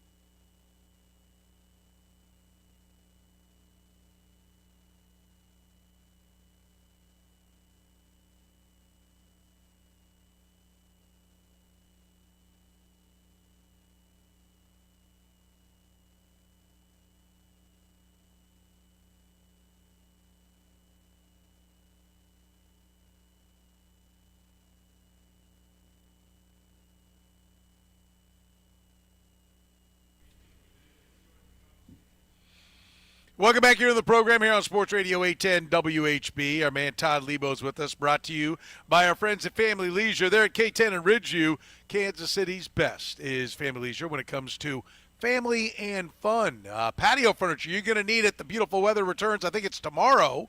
If you don't have a great patio set, get to Family Leisure. We've got patio furniture we bought more than 20 years ago at Family Leisure, and it is still absolutely fantastic. They've got a great selection, great service as well. Mention 810, you can save even more. Hot tubs, spas, pools, you're going to need those pretty soon. Get to Family Leisure right now. Beat the rush. They've got a great clearance sale going on, so Family Leisure, K10 and Ridgeview. Online at familyleisure.com. Mention the program. Mention 810. Tell them Petro sent you, and there's an extra discount for you to enjoy at Family Leisure. As we mentioned, Todd Lebo is with us. I'm broadcasting live at CBD American Shaman. Our buddy Troy just stopped in to make a purchase, taking advantage of the buy one, get one. Said he loves everybody at 810, but not Lebo. Oh. And I was like, good news. He's not here. No, he didn't say that, Todd. Oh, he didn't good. say that. Good. Everybody loves Lebo. Everybody loves Lebo. Probably not. And everybody loves a great deal. Listen, always free samples here at CBD American Shaman. And today only, here at 19th and Mass, CBD American Shaman, buy one, get one free. Today only at CBD American Shaman. Plus, they've got all kinds of great products and got experts here that can help you out. You got questions, looking for more energy, maybe to trying to get sleep better, boost your immune system. Maybe you just want to kick back and relax. They've got a line of great products to help you out and a great line of pet products, too. I always like to mention that. You got the dogs. We're headed into thunderstorm season here pretty soon. Dogs may be getting a little bit freaked out. Got some great products for your pets. The highest quality CBD products designed to support your wellness. That's what they have here at CBD American Shaman. Come see them at 19th and Mass, and it's buy one, get one free. Take advantage of it today only. Todd, Trent McDuffie was traded for a first, a fifth, a sixth, and a next year's third. Do you like the deal? I do like the deal. I really do, because it just seemed to me like this wasn't going to work. I mean, they don't sign cornerbacks to big deals. They just don't do it, and they honestly don't really have the cap space to kind of do all that stuff. So this looks like a great thing for the Chiefs. They get rid of the $13 million number this year, right? And then the Rams want him. The Rams want to give him a bunch of money and go for it. More power to him to do that. But that's not where the Chiefs are right now. And I think this is a smart move. I know you've talked about this a bunch. They've made a few moves that maybe weren't the smartest with some of the things they've done on re-signing people here and there. But listen, for the Rams, if they go win a Super Bowl next year, it's a good trade. You'll never, be sad about winning a Super Bowl. But if they don't, then they're probably not going to like this, because they're going to give him a big deal. And I like Trent a lot. He's only 25 years old. He's got some good years left in him. But it was not going to be what the Chiefs need right now. So I say bravo to this one, and they can start getting their house in order to get ready for free agency, because, as you've talked about a bunch, they really don't have a full roster right now. They need some players. Yeah. No, and this gives them 4 draft picks, 3 this year, to go out and get some talent. I love it. And I hate losing Trent McDuffie, though. I mean, he was a great player and great character guy. But it's about the football team. And by the way, I think it's definitely part of the reason. One of his old head coach is on the Rams staff. Right. And I definitely think his caliber of character is one of the reasons why this deal got made, and one of the reasons they got the price they got. Like, Marcus Peters was like, they got a 4th, but they had to give up Peters in a 6th or 7th when that deal went down. Like, or did they get a – Kurtis, we were going over this earlier. What did they get? I don't know. Well, whatever it is. It doesn't matter. Anyway, the amount that they got in this deal, I think, was certainly part of it was because of the high caliber of character. Yeah, who the guy is. Exactly. For sure. Nothing to worry about. No. Going to work hard. We like, they made – Peters was a big trade. You're trading away a guy who was a first-round pick, right? But they were trading away a guy who had given them some headaches. He was a fine player on the field, maybe a little too – route jumpy sometimes, would get himself in trouble here and there. But think back to when this was. This was when the Colin Kaepernick kneeling stuff, and Peters, had raised his hand with the glove, and they eventually had some sort of a negotiation where he would sit down in the tunnel during the anthem. I mean, all of these little things that they just don't want trouble. They just want easiness. And Tyreek Hill was a really good player, but he had things going on off the field and then the contract. There's nothing about Trent McDuffie that says this is not a guy you want on your team. And just for specifics, this was right around the draft in 18. It was Peters and a 6th to the Rams for a 4th, which they used for on Armani Watts, and a 2019 2nd, which they used on Juan Thornhill. Yeah, and it worked out for the Rams. Peters, they won that Super Bowl that year, right? Or did they lose? No, they lost that year. But they made the Super Bowl. Yeah. But he helped them. But they turned around and he was flipped a Pro him Bowler. though. Yeah. Like the next year, he wasn't there very long. They're like, oh yeah, this does suck. Yeah, it really does. I like Trent a lot, and he's a good dude who has performed very well. You know, the last time they had 2 first-round draft picks, was after the Tyreek Hill trade. A couple of those guys were really good, helped them win a couple of Super Bowls, get to another one. So we'll see how this one ends up doing. They've got a lot of flexibility here now for sure with the draft to move here and there. And I think it's what Brett Veach kind of wants. I don't know. He'll still tell you today when he stood at the podium last week in Indianapolis, when you're picking 30th, you want to pick 25th. And when you're picking 9th, you want to pick 4th. You look at the board and you think someone's not there. Now they're 9th and 29th. He's probably like, man, I sure wish I had the 4th pick and the 23rd pick. Maybe he can find a way to get to one of those. I don't know. It's good stuff. But I think it's just what they had to do. Next thing in order, they got to figure out Travis Kelce's life, what that's going to look like, if they're going to keep him or not, and then get after this thing because legal tampering begins Monday and free agency next week. So you got to get after it. So I'm all for it. I wanted to play a soundbite here for you. We didn't talk a lot to Trent McDuffie about this stuff because you don't really bother these guys about it. There are certain times of the year you ask. And I went back because I was curious. I was trying to remember exactly how he talked about this last year. This was from April, kind of first phase of the off season. They had him on a Zoom. So he's pretty relaxed. So there's a couple questions here about his future. So this was heading into the OTAs and all that stuff. He's got 1 year left on his contract because they got the 5th year option coming in. Or he had 2 years left. He had the 4th year and the 5th year option. This is the time that you start talking about making a deal. So I thought this would be interesting to look back at this. This is what answering questions about his future. Remember, this is from last April. Here's Trent McDuffie. Yeah, I mean, I love the city. You know what I mean? I love the coaches, love my teammates. I would love to be back with the team. As far as contract-wise, I mean, truly, I'm letting my agent deal with that. Like, my sole focus this year and moving forward is just football, you know? And I love what this team has done for me, and I love what I've been able to do for them. So if it's a long-term deal, I mean, I'd be ecstatic, that's for sure. And on that contract side, on you're leaving this to your agents, the Chiefs have not really paid cornerbacks. I mean, that's not what they've done with the second contract. You know, a lot of, you know, Legarius is gone, and they let Charvarius Ward go. I mean, is that just maybe happenstance, or is that something you and your agent have talked about? This would be a big deal if they signed you to a second contract. You know, I haven't really thought of it like that. You know, obviously losing LJ was sad for me and like Jay Reed and stuff. So I know it's a business. You know, coming into the league, you're taught that this is a business. Things happen. But like I keep telling my agent, and like I tell everybody, as long as I'm producing on the field, as long as I'm maximizing every opportunity and putting my best foot forward, at the end of the day, whatever they choose, I can live with, you know. And as long as I'm cool in the community, as long as everybody around me on the team, in the community, just what I'm about, what I'm a part, that's all I can do. And if they want to sign me, I would love to. If they don't, I mean, there's nothing but love for Kansas City for me, for sure. So whatever happens, happens.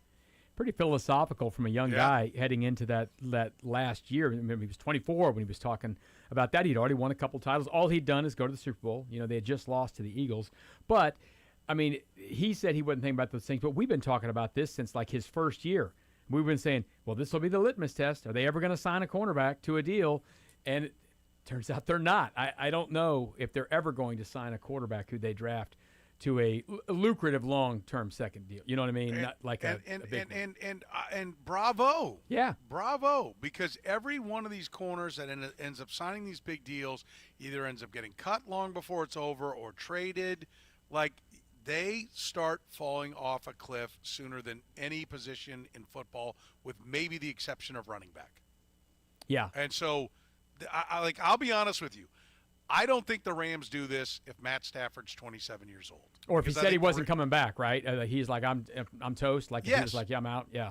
Yeah. I mean, I think this is the Rams saying, we've got to strike. Well, Matt Stafford's here. He's going to play 1, maybe 2 years. And so if we're overpaying, you give McDuffie a 5-year deal that they can get out from under after 3, great. And maybe I think he'll be good this year. I think he'll be good the next year. And then I think the drop-off will begin at age 28. And, so for me, and the Chiefs are really good at identifying corners. They're really good at developing corners. And it does put pressure on them to keep doing that. And I'm sure there'll be some time where they get stung. And I'm sure there'll be a corner that plays well to 31 or 2.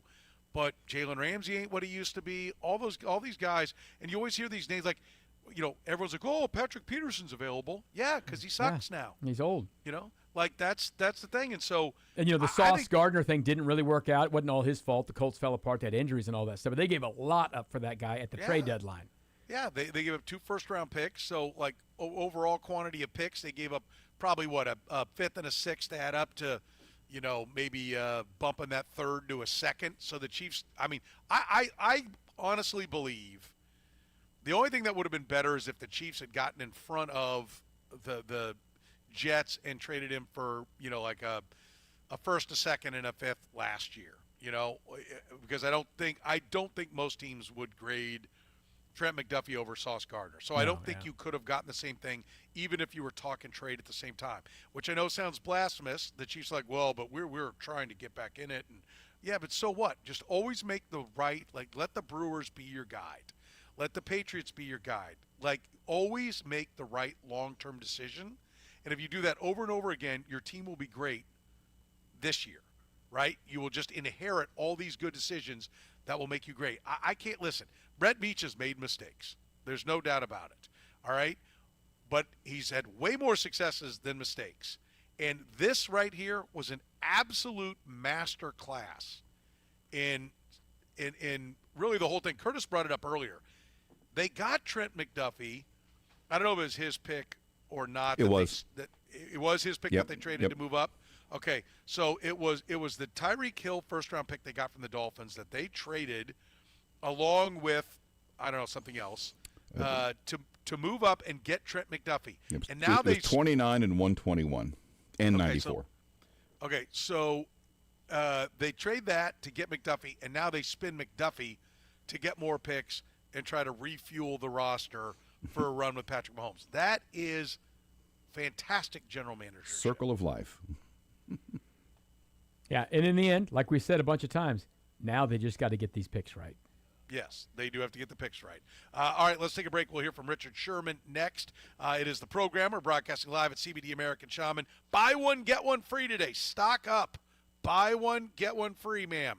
Stock up is what I'm saying. Yes, I'm already on it. They got a great special going on right now. Buy one, get one free. Also, if you need some questions answered or you want to try some free samples, they've always got that. Their experts are ready to help you out with any questions you might have about any of their products, high-quality CBD products designed to support your wellness. Find the balance you need to enjoy what soon will be beautiful weather, or like I said, get through a gloomy day. CBD American Shaman's got you covered. The products are crafted to help with everyday stresses, physical tension. If you've got questions, they've got answers. And today they've got a great deal. Buy one, get one free today only here at CBD American Shaman at 19th and Mass.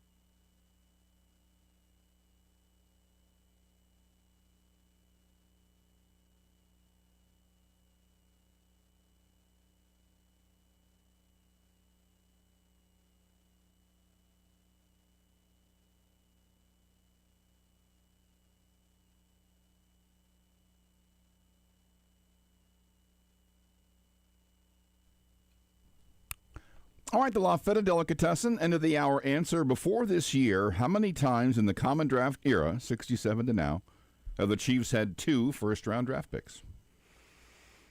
Well, we just talked about one of them. Mm-hmm. They did in Bill Moss's draft, too, right? Mm-hmm. Yeah, it's Bill Moss and John Alt. Yep. John Alt, and That's didn't they have 22 and 84.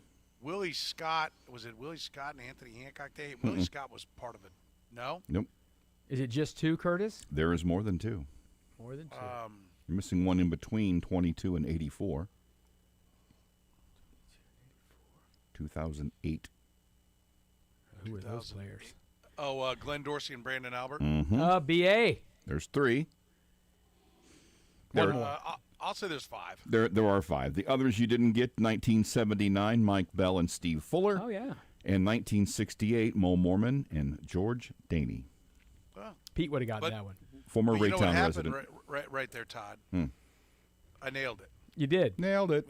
That's what happened. I nailed it. Crushed it. You can nail it. A couple more folks have just nailed it with a great deal at CBD American Shaman. Buy one, get one free. Of course, they always have free samples. And, of course, their experts are happy to answer any of your questions. The highest quality CBD products designed to support your wellness are right here at CBD American Shaman. And today only at CBD American Shaman at 19th and Mass, where I'm broadcasting live today. Here in Lawrence, you can buy one, get one free. Come check it out. Don't forget, all throughout March, their Rise to Rest specials. You can purchase in-store or online. Use promo code RNR40 in the month of March. Buy 2 Rise to Rest products. Get 40% off your second item. Discounts on all products that help you energize your days and unwind your nights. Todd, Richard Sherman commented today. Yeah, he's got a on Trent podcast, and listen, I will tell you, he's got a Seattle Seahawks hat on during the podcast, so I don't think he's a huge Rams fan. But this is Richard Sherman weighing in on this McDuffie deal, his first thoughts. I wasn't expecting a corner to go for such a haul right now, but he is a All-Pro in 2023 and a second-team All-Pro in 2024 with 3 career picks. I think that price tag is a bit high. Feels like the Rams kind of reached right here for a great player. Now, this is a great player, and obviously the NFC West right now is an arms race, and the Rams want to keep up with the Seattle Seahawks. They were this close to making it to a Super Bowl, and they think this Trent McDuffie trade gets them over the top, but that seems like a bit much. I would have thought you could get Trent McDuffie for a first-round pick, maybe the 2027 third, and that's it. But apparently they wanted to make sure they got this deal done. We'll see how it ends up panning out. But for the Kansas City Chiefs, I think that this puts them in kind of a rebuild mode. There's a lot of people talking rebuild a little bit. I don't think this is a full rebuild for the Chiefs. I mean, Brett Veach kind of mentioned this is not maintenance. They did some maintenance. This is more of a rebuild. But you got to have picks to rebuild. And I think this is a good move for them to do that. And you're never in full rebuild in my mind if you got Patrick Mahomes as your quarterback. Exactly. Now, when is he going to play? I don't know. But I think it was good. And I think Sherman thinks it's a steep price. And most of the people you look around weighing in on this right now feel like it's a lot for Trent McDuffie. But someone's got to make that first trade to kind of set the market. Yeah, no, I agree, and I think it is a lot. I think the Chiefs did well. I think they capitalized on the team that was willing to give them the most. I know there was more than the Rams interested. Clearly the Rams had the best offer, and we know why. But, the Rams hoard picks. I mean, I think it's easier for them. This is another reason on down the road for the Chiefs to begin to hoard picks because it gives you the ammunition to go get when you think you're one player away, you can go get them. Right? I mean, the Rams had 2 first-round picks because they traded back last year with the Falcons. Yeah. And they generally trade their first ones away. I mean, they very rarely actually use them. Yeah. That's why it seemed like a likely spot for this trade to happen because they had some this year. They don't like having any first-round picks. They certainly didn't want 2 of them. You knew they were going to trade one away. Here's what I think. We talked about this. If they go win the Super Bowl or make the Super Bowl, it's a good trade for them. The Dolphins made the big trade for Tyreek. Was that worth it? No. Probably not. No. They were flashy and fun, and they made the playoffs a couple times, but it did not lead them to what they thought it was going to do. Yeah, and was that all his fault? No, but they had Tua as a quarterback. But still, that's the price and the risk you take when you make a trade like this for a star. And he had, 2 incredible seasons with the Dolphins. Unbelievable seasons, yeah. He did everything that he could. But the idea that you're just one player away in the NFL is almost always not the case if you don't already have the quarterback. That's where I think this is different. The Rams have the quarterback. Right. But even this doesn't necessarily guarantee them that they're going to win. Talk about Sherman. I mean, that division is tough, man. Yeah, very tough. Todd, we appreciate it. Thank you. All right, buddy. Bye.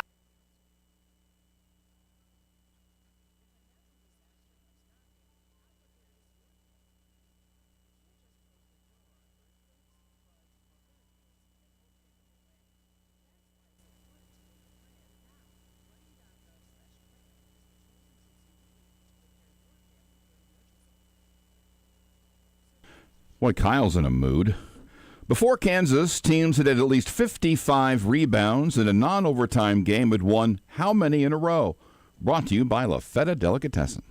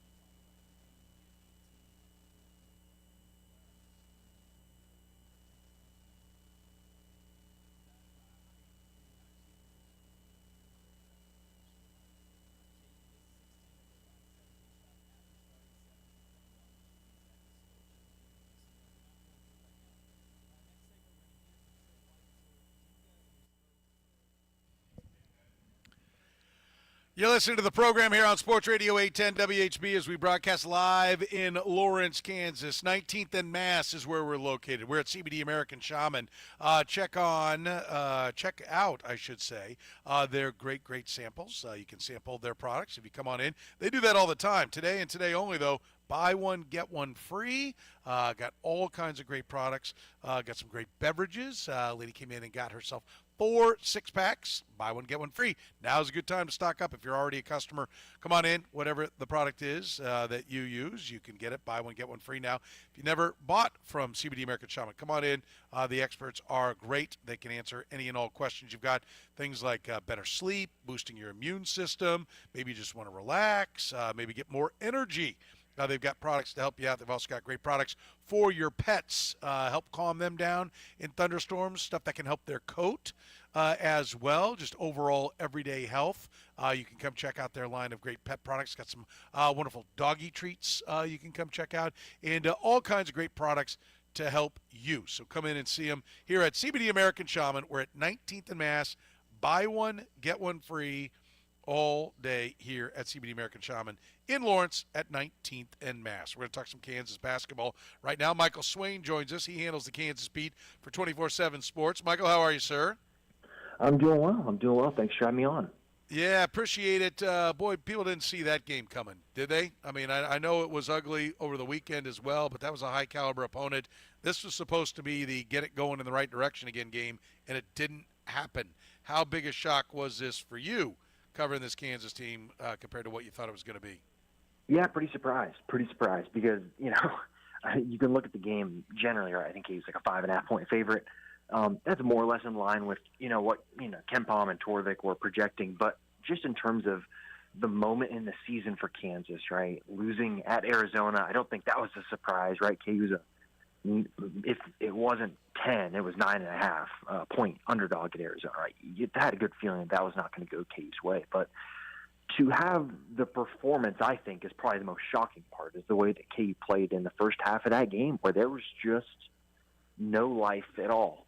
And it reminded me a lot of last year. KU did a similar thing where they stayed in Utah. They played Utah on Saturday, lost, and then played BYU the next Tuesday and got the doors beat off them. And it just gave me such a similar vibe to that road trip.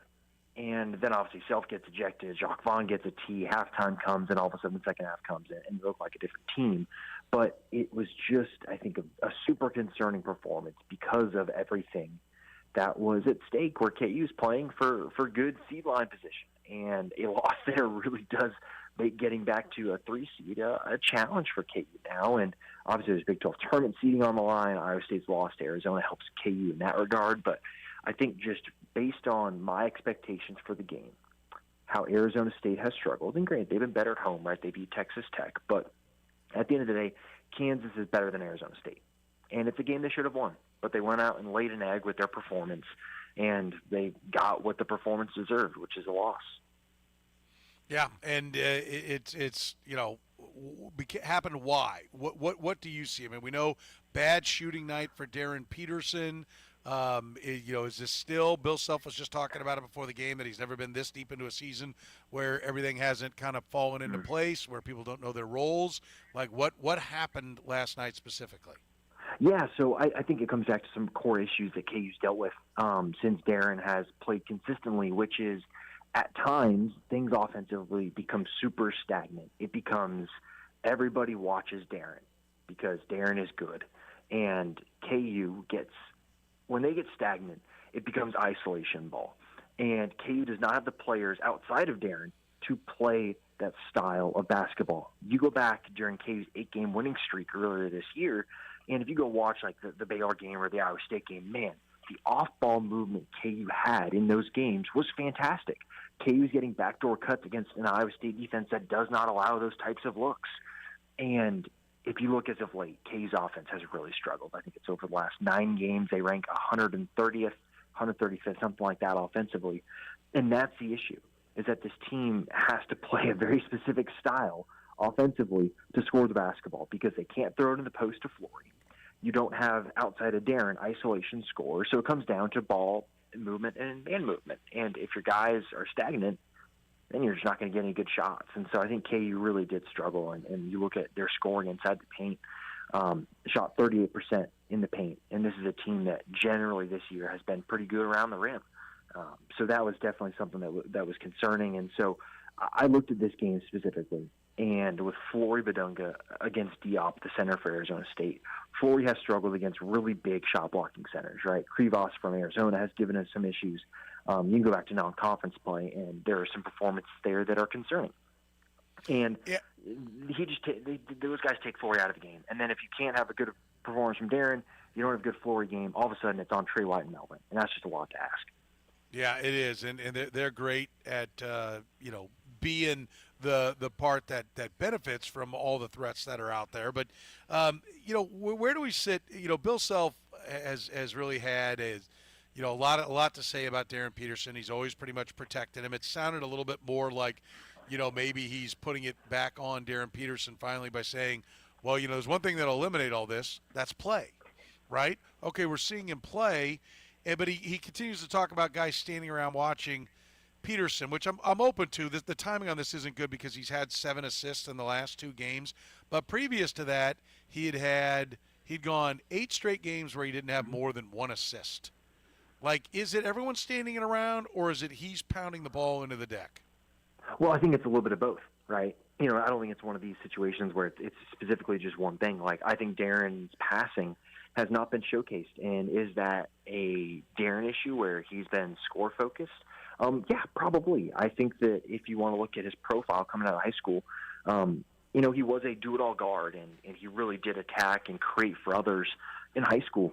And a part of me wonders if, as a part of kind of the hamstring issue and then the cramps, if he in his own mind was like, okay, I'm going to be the spot-up shooter, the guy who makes tough shots. And that can be good because, man, I've not seen a guy make consistently tough shots like Darren at Kansas in a very long time. But at the same time, if guys on the team know, well, Darren's got the ball, he's going to pound it and he's going to get his shot off, maybe you're not as inclined, right, to go move without the ball. So it's kind of all comes first, the chicken or the egg. And I think for KU specifically, like, it's all about finding that balance. And I think that Darren's passing is something that, whether it's because of his own mentality, whether it's because of the offense, like I really feel like that's an area of his game that he has not showcased. That is very, very good. Is it elite point guard? Like, I don't think that, but I think it's definitely much better than what he's shown. So I think it's one of these things where it all combines together. And Darren has, like you mentioned, right, Bill was talking about, hey, there's the narratives around you in terms of your play. Well, hey, if you go finish games, right, that's going to stop. Well, I think you saw a little bit, too, where, some of the games like Cincinnati, like you could just see that he was stiff in the second half of the game, but he tries to play through it. And that's kind of the question you get back to is, hey, man, well, if in the past he's pulled himself in those games, in those situations, because Darren himself has said he does not want to be a sore thumb, well, if he's trying to play through that now, all of a sudden that kind of changes things where he really does just become that spot-up shooter. And then I think athletically, like you look in the second half last night, and he looked as good as he's looked in the second half, I think, that I've seen in a long while. So I just think overall, like, this has been such an odd situation where Darren has clearly dealt with something physically that is limiting him. And KU's pretty much paying the price because they've not been able to get consistent reps, and there's been a will he, won't he, and I think there's some habits that have formed around that are not super positive or really conducive to a consistent and good offense.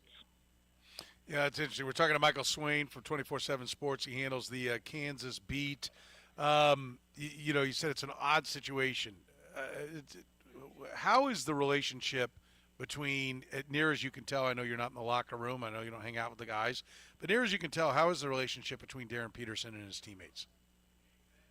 I think the guys like Darren, and I think that it's a positive team environment. Now, I think there's frustration from some of those guys, especially earlier in the season when it was much more the what's going on there and will he, won't he. I think as of late, Darren continuing to play and continuing to put himself out there, I think is a positive thing. But in terms of these guys and their relationship off the court, I think they all enjoy being around each other. I think this is probably the closest team KU's had since maybe 23, with Grady Dick and Jalen Wilson and McCullough and those guys. Like, recently it's just not given the same vibes. And this is one of those teams that I think they really do enjoy hanging out, being around each other. And Darren is a core part of that. I don't think it's, hey, there's the teammate and there's Darren. I think the guys just generally, they all like being around each other. And that's good to hear. Let me ask you this, and I mean this with sincerity and concern. Is Darren Peterson maybe have some social anxiety? Is there, some, something that's part of the equation that comes to his, just being comfortable? Is it all around mental health when it comes to this situation? Because we've seen it with Zach Greinke on the biggest stage with the Kansas City Royals. We know it's something that other players have struggled with. Is there any chance that that's a part of this equation? Yeah, and I'll use Darren words himself, right? He called himself a little bit of, antisocial loner. Like, that is his own words, right? And I think you can see that. And I think people sometimes, I know it firsthand from talking to Darren over the summer before all of this stuff began. He's just not a guy that says a whole lot. He's about basketball. And you can try and ask him questions about stuff outside of hoops, but doesn't really care. And if you go and watch a press conference, right, you'll think, oh, well, he's hiding stuff. Oh, he's not saying much. Like, no, that's just who Darren is. He's kind of more of a quiet guy. He is not a, I'll use Grady Dick as an example. Like, Grady Dick is one of the most social, outgoing personalities I've covered. And you can even use someone on the team right now, Melvin Council, right? Outgoing. That's not Darren's core personality. And so I think that it's something where you can see that he's just a quiet guy. And, people can draw their own conclusions on what that means. But I just think for him personally, like, he's just not a guy that is super outward in the way that he projects his emotions. Yeah, and I get that. He's going to have to talk, though, in Kansas City, right? There may only be one game, but the locker rooms are open, so he's going to have to talk then, correct? Yes, and as someone that will be in the locker rooms, man, I sure hope he does. There are also ways that guys get around that. So I would be very interested to see how he handles it and how KU handles it, because they can use an excuse of, oh, he's got treatment, or, oh, he's doing something else, or you can go hide in the showers. It's one of those where there are ways around it. But I think for everyone's sake, having Darren sitting in the locker room and answering questions is the best thing for him. It's going to get him ready for the NBA because they've got the open locker room policy, and those guys are not going to care. So it's one of those where it's going to be in everyone's best interest if he's sitting in the locker room answering questions in Kansas City in the NCAA tournament. Yeah, we'll see if he does it.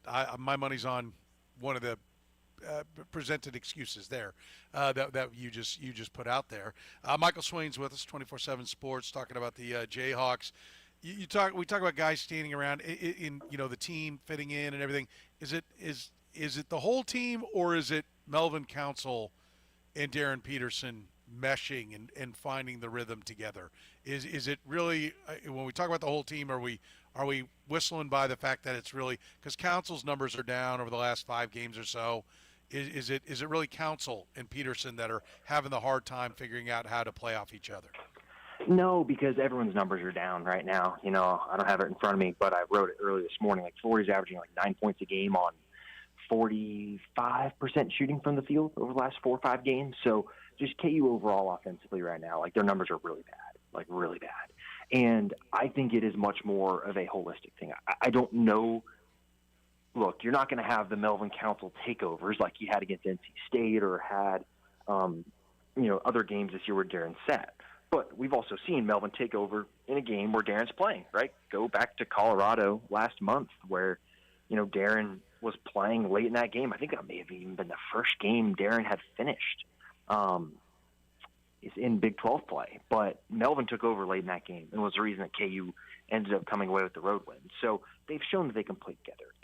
I really believe that this comes down to the entire team fitting together.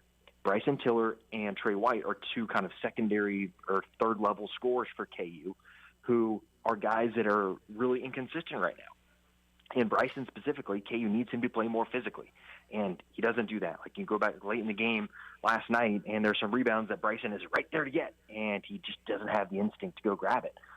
Trey White for a while was forcing up shots when they were very ill-advised, and Bill Self talked about the fact that Trey's got to let the game come to him. So I think it's one of these deals where, sure, yes, like Melvin and Darren need to play better together. But I think that Trey and Bryson need to be more consistent. That Flory needs to not try and be a post-up scorer where you need to be more of the lob threat that you showed in January rather than trying to be the guy that's back to the basket post-scoring like you saw in non-conference play and you've seen come back over the last kind of 3 games. So I think it's one of these deals. It's everything combined together that has really made this offense just so poor lately.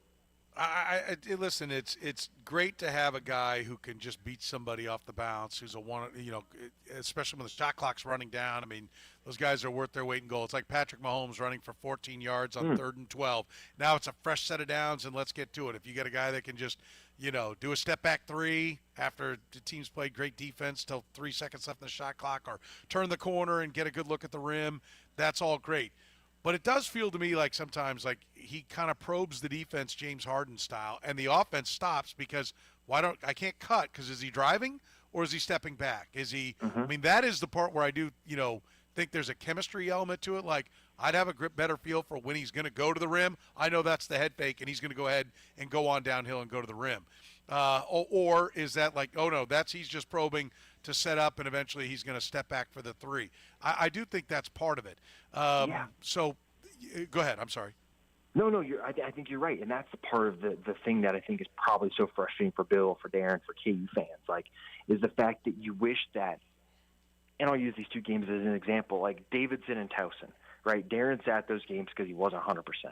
Understand it from Darren's perspective, man, it probably would have been nice for him and the team to string together some more consistent time, just playing together before Big 12 play started. And that's just, I think that's right. It's just the fact that this is a team that had 2 faces for a while, and now it's kind of more consistently playing with one face, which is one where Darren plays a lot, and they're still trying to figure things out in the tendencies for each player. And I think sometimes you get into the little bit of the hero ball where Trey White takes bad shots or Flory tries to do something, because I think they're still all just not quite clicking there. So I think you're spot on with that.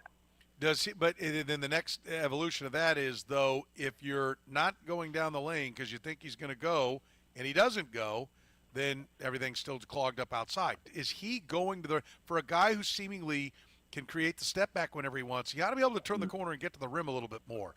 Is he not being aggressive enough going to the rim for whatever reason? And with all the times he's pulled himself out of games, people are going to speculate, well, he doesn't want to go to the rim because he doesn't want to get hurt. There's going to be contact in there. And he's settling for the mid-range game. And listen, early on he was making all those shots, and that was great. It's like, wow, it's kind of that's where the Kobe comparisons come to. Now, Kobe played at a time that people didn't fully understand that you need to let the three-pointer fly, right? So going back and playing Dr. J basketball is not the way the game is played today, but he was so efficient, it was okay. He was making it work. Now I think it's fair to wonder, I mean, he's 3 for 18, 8 for 21, 5 for 14, 7 of 17. You got to go back to the Oklahoma State game the last time he was above 50% from the floor. That mid-range game, we weren't saying anything because he was going to be the number 1 pick and he was making such a high percentage. But is he 2? What do you think? Is he not going down the lane because he doesn't want to get hurt? Is he not going down the lane because it's not there? I mean, I think he ought to be getting to the rim more. Yeah, I think that is something that in his game that is, I think, one of these athletic limitations that's come from whatever this thing is that's ailing him. Is it the hamstring? Like cramps? Like I don't know. I'm sure that'll come out in the wash eventually. But I think that when I look at Darren right now, when he's driving to the rim, he is not getting fouls called. And that's part of the reason why Bill got ejected last night. That's one part of it. I think he could be more aggressive. And I think at times he settles for kind of the elbow pull-up mid-range stuff, right, or baseline mid-range. And he can shoot it well. It's one of those where, he's shooting above average, some like 40% from what I saw earlier today on mid-range jumpers over the last 10 games. So, that's a perfectly fine number. It's not elite, but you're okay with it sometimes. But I think that, yes, he can get to the rim more often. I think the fact is that teams have started to crowd the paint, and Iowa State was one of the first teams that really did this. But when Darren drives, you just have everyone crash. And it goes back to something we were talking about a few minutes ago where, has Darren's passing been on full display this year? Well, I think those are the chances for him to maybe make more plays passing the basketball. And I think sometimes when he starts to drive, he gets a little bit of television and wants to go score. And again, you go back to the Iowa State game, and every single time he tried to take it off the bounce, He had 3 players around him. He turned the ball over a couple times, forced up some bad shots. That's a part of his game that is going to have to evolve. And I think that he just has to find different ways to get to the rim. Is it more ball screen stuff? I don't know, but that's a part of what Darren's total package can be that he's got to have. And he's not done it consistently. And I think a part of that, again, goes back to him not getting fouls when he does drive. And, man, there was a great play against Houston where he got, body checked, and the officials didn't call a foul, and Fran's telling people on the broadcast that, hey, that's clean, when, you can see that you got body checked out of the way. That's one instance. But you can also look at other times when he maybe has a chance to take it all the way to the rim, and he decides to pull up and take a mid-range jumper.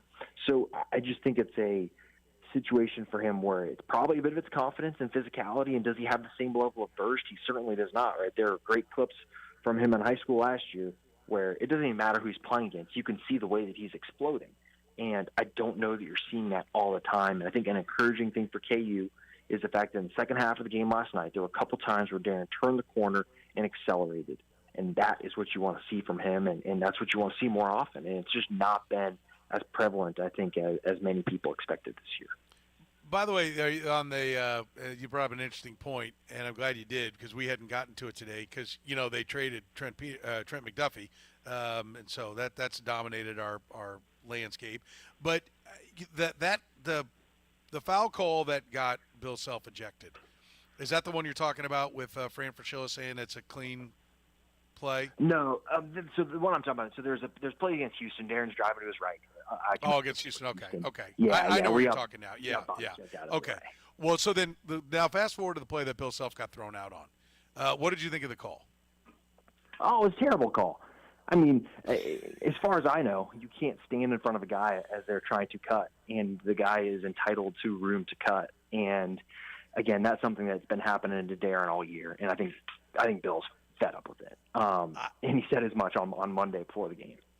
See, it's funny because a couple KU, I'm pretty sure that's KU jacket. Yeah, I'm getting the thumbs up. KU folks do agree to exactly with what you said. I saw a defender who clearly was trying to rough up Peterson, was standing in front of him, trying to stop him from cutting, which is actually very legal to do, had his hands up in the air, and, one of the gentlemen here, made it look like he was bear hugging him. That's not how I saw it. I saw him with his hands up in the air, and there was frustration from Peterson. And I said what I said to Kurtis and Kyle when we were talking about it before the show. I said, I think that's a call that Kurtis said, well, it should be a no call. I said, because he's in front of him. He's not knocking into him. I said, he's not set. I said, so when he's not set, I think you could call it a block. But Peterson's definitely going at him hard, so I think you could call it a charge. And Kurtis said, well, it should be a no call. I said, I don't think you can make it a no call because there's just too much contact. You got to make a call, but I think whatever call you make, the other side is hugely pissed because they're going to tell you he had his hands straight up, he's bulldozing him. What do you want him to do? And when you call it the way it did get called, it's a problem. And so then Bill's upset because he's like, listen. The guy is kind of roughing him to begin with. That starts the tone of where it is. If you're not going to call that early, then he's got to try to fight through it, and that's what's going on there. So I get it. It's just one of those tough plays to call. But so that's my view of it for whatever that's worth. But I think Bill Self losing his mind was his chance to try to light the fire. He's like, okay, screw it, here we go. Now, on the official, when Jacques Vaughn got the technical, I think there should be a reprimand for the official who clearly did not like what the bench was saying, but he went over and stuck the ball in Curtis Townsend's face. And that's when then Jacques Vaughn clearly said something, or somebody over there did, because then he gave the technical. That to me is out of line, and the official should be reprimanded for that. But that's the kind of game you're going to get in the NCAA tournament. Do you agree? I think the officials in the NCAA tournament can be a little bit more foul happy than I think Darren will get a better whistle in the NCAA tournament than he has gotten in Big 12 play. Just because it's been consistent. Yeah, he's getting roughed up. And it's one of those where you see some styles sometimes in the NCAA tournament. Iowa State's one of them, where the aggressiveness can backfire, depending on the crew you get. Now, I'm sure Self's going to hope that Doug Sermons isn't going to be an official for KU, maybe for a little while, maybe until next fall. But I think that, look, like the second tech for Bill is so silly. There's a good video of Sermon's of kind of watching what's happening and then just deciding to toss himself. And then the stuff with Vaughn is silly as well. It's one of those where I think the officials lost control of the game, tried to get control of it, and in the end just made themselves look like total clowns. So, look, people will say, oh, this is from KU perspective. Like, just go watch the clips. Like, there's good stuff from the sideline of all the coaches around Bill, and they're saying, okay, Self's out of his box. Totally true, right? Yep, team up for the first one. And then as they're starting to turn around, then Sermon decides to toss him. So it's one of those where it's a silly move for the officials. But at the same time, like, should Self have been in his box? Yeah, definitely. And that's what the first tee's for. But as for KU, like, look, I think it's one of those where I think Peterson specifically will get a better whistle in the NCAA tournament. And I think generally, like, he's gotten the short end of the stick lately. Maybe he got a little too good of a whistle early in the year, but look, there are plenty of numbers showing you about free throw rate and all that stuff, right, that show you that he is not getting the same number of fouls called. I think it's 1.5 less per game right now than he was for the first half of the season. So there are numbers behind it. I'm not talking my butt here. Okay. One other subject I want to hit is some reporting that's been done about Kansas coming up almost, 15 million short as far as where the money is, and that maybe there's some friction within the university that they're paying out NIL money to players. Players are making up, $20.5 million. I'm sure Kansas is maximizing what they have in the rev share to spend. So $20.5 million is going out, but the athletic department's coming up $15 million short. This is when we hear about David Booth giving literally hundreds of millions of dollars to the athletic department, but it's still there. Is Kansas, and if Kansas is, so are obviously a lot of other schools. We know Rutgers was talking about being $76 million short. UCLA was coming up $20 million short, and they'd taken $30 million from the university, and now the university is paying for the athletics. I don't expect you to know where what's going to happen, but do you get a sense that there is unrest within the university? That, like, I know this model, we all agree that this can't keep going the way it's going, that there's going to have to be some guardrails put in. You're going to have to live through the growing pains for X number of years, because it sounds like it's going to be the government, we know how that works, or it's going to be the courts that's going to eventually figure this out. And ain't either one of those things move quickly or smoothly. So does Kansas have the stomach to play at the highest level and to pay the cost it's going to take until whenever these, this system gets fixed, in your mind? Yes. I think a part of that was definitive. Also, part of this is getting the stadium done, right? That is a way that they can, like, the premium side of the stadium is where they are going to make a lot of money. And I think with the boost stuff, that's something that maybe should have been explained better at the time of the donation, right? That was not a David Booth just backed up the Brinks truck and gave KU $300 million. It's going to take years and years for that money to get to KU. Well, I think we did try to explain it. It's $30 million a year, right, for 10 years, or is it $10 million a year for 30? I think it's $30 million for 10 years, and it's basically it's the seed money to make money off of to fund things, right? It's not really to be spent; it's to be used to be invested, for lack of a better term, and then have the profits of that go to fund things.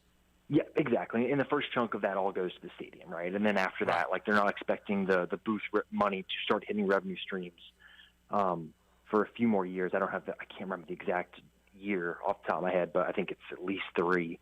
So it's one of those where, yes, KU is doing what it can to be in the position to play at the highest level. Now, the Big 12 being in the conference is going to limit what you can do, right? Because the TV contracts and everything going on with the Big 10 and the SEC and how much money they are able to bring in annually, that's going to make life a little easier on them. But you also brought up Rutgers, right? They're in the Big 10, right? And they are still having some trouble. So KU is getting, I think, creative with what they're doing, and they're smart with the way that they've done the stadium, where it's not super sexy to say, you're technically bringing down the total number of seats, but in terms of money that can be made from the stadium, having the premium sections is a huge part of that. So it's one of those where it's not comfortable for anyone right now, right? KU almost 12 months ago had to lay off, I can't remember the exact number, but it was a certain percentage of the workforce in KU athletics had to be laid off, and that is not fun for anybody. And so it's putting a lot of pressure on Travis Goff, and you think about all the things that are going on right now, having to fundraise for a stadium, having to fundraise for a while for football NIL and basketball NIL, and that all is still continuing. So it's just one of those where it's a challenging time. It's not one of those where it's super sexy for anybody, and it's challenging, and it's hard to talk about too, because you're talking about higher education, and my wife talks about it all the time when she hears me talk about the numbers. Like, we're talking about millions of dollars for 18 to 22-year-olds, and there are people in higher education who believe some of that money should go to them. And I think that's a totally fair argument. And that's kind of the crux of the issue there. So it's complicated. It's going to take, I think, a while for this to settle and to find a happy medium. But until that point, there's just so much stress on these universities to find money to be competitive. Because if you're not competitive, your coaches are going to leave and your programs are going to suffer. And it's just a spiral from there. We're talking right now with Michael Swain. He does a great job covering the Kansas Jayhawks for 24/7. Time for our Final Four, Michael. I'll start you with this. There are great pet products here at CBD American Shaman, where we're broadcasting today. Do you own a pet? I don't. No. Lone wolf type, huh? Okay. I'm impressed. What is KU seed when it's all said and done? 4 seed. 4 seed. Okay. Number 4. How far do they go in the Big 12? Ooh, in the Big 12 tournament. Oh, Yeah. man. I'll say semifinals. It's semis. Okay. And then finally, how long is Bill Self the head coach of the Jayhawks? Let's check the pulse on this with you. Man, we talk about this every time, and I'm going to continue my consistency here. I think this is going to be it. This is it? Yep, that's where I'm at, too. This feels like this is it to me as well. We'll see. But he's got a great recruiting class, Michael. Come on. I know. Hey, trust me, that's one of the things where I think of, like, man, Aaron Stokes and the guys coming in, but, man, I don't know. That's been my feeling for a year, so I'm just sticking to my guns on what my gut says. I'm with you, and when everybody says that to me, I'm like, I know, it's Kansas. It's Bill Self. He's going to have a great recruiting class every year. He'll never retire if that's the case, right? Now that the FBI thing is behind them, that there's no, and NIL is real, there should never be a time that he doesn't have a great recruiting class. That's Kansas fans talking themselves into the fact that he'll always be back. But I have no inside information, so he may very well be back, but just feels to me like this is it. Michael, great stuff. We always appreciate it, buddy. We'll talk to you again soon. Awesome. Thanks, guys, for having me on. All right, you bet. Michael Swain from 24/7. We're live at CBD American Shaman. We're in Lawrence, home of the Jayhawks. 19th and Mass is where we're located, CBD American Shaman. Come on by. Buy one, get one free. All kinds of products to help you with energy, maybe better sleep, boost your immune system. Maybe you just want to kick back and relax. Come talk to the experts at CBD American Shaman. They can hook you up with the right product for you. Like I said, great pet products as well. And everything in the store today only. Buy one, get one free here at CBD American Shaman.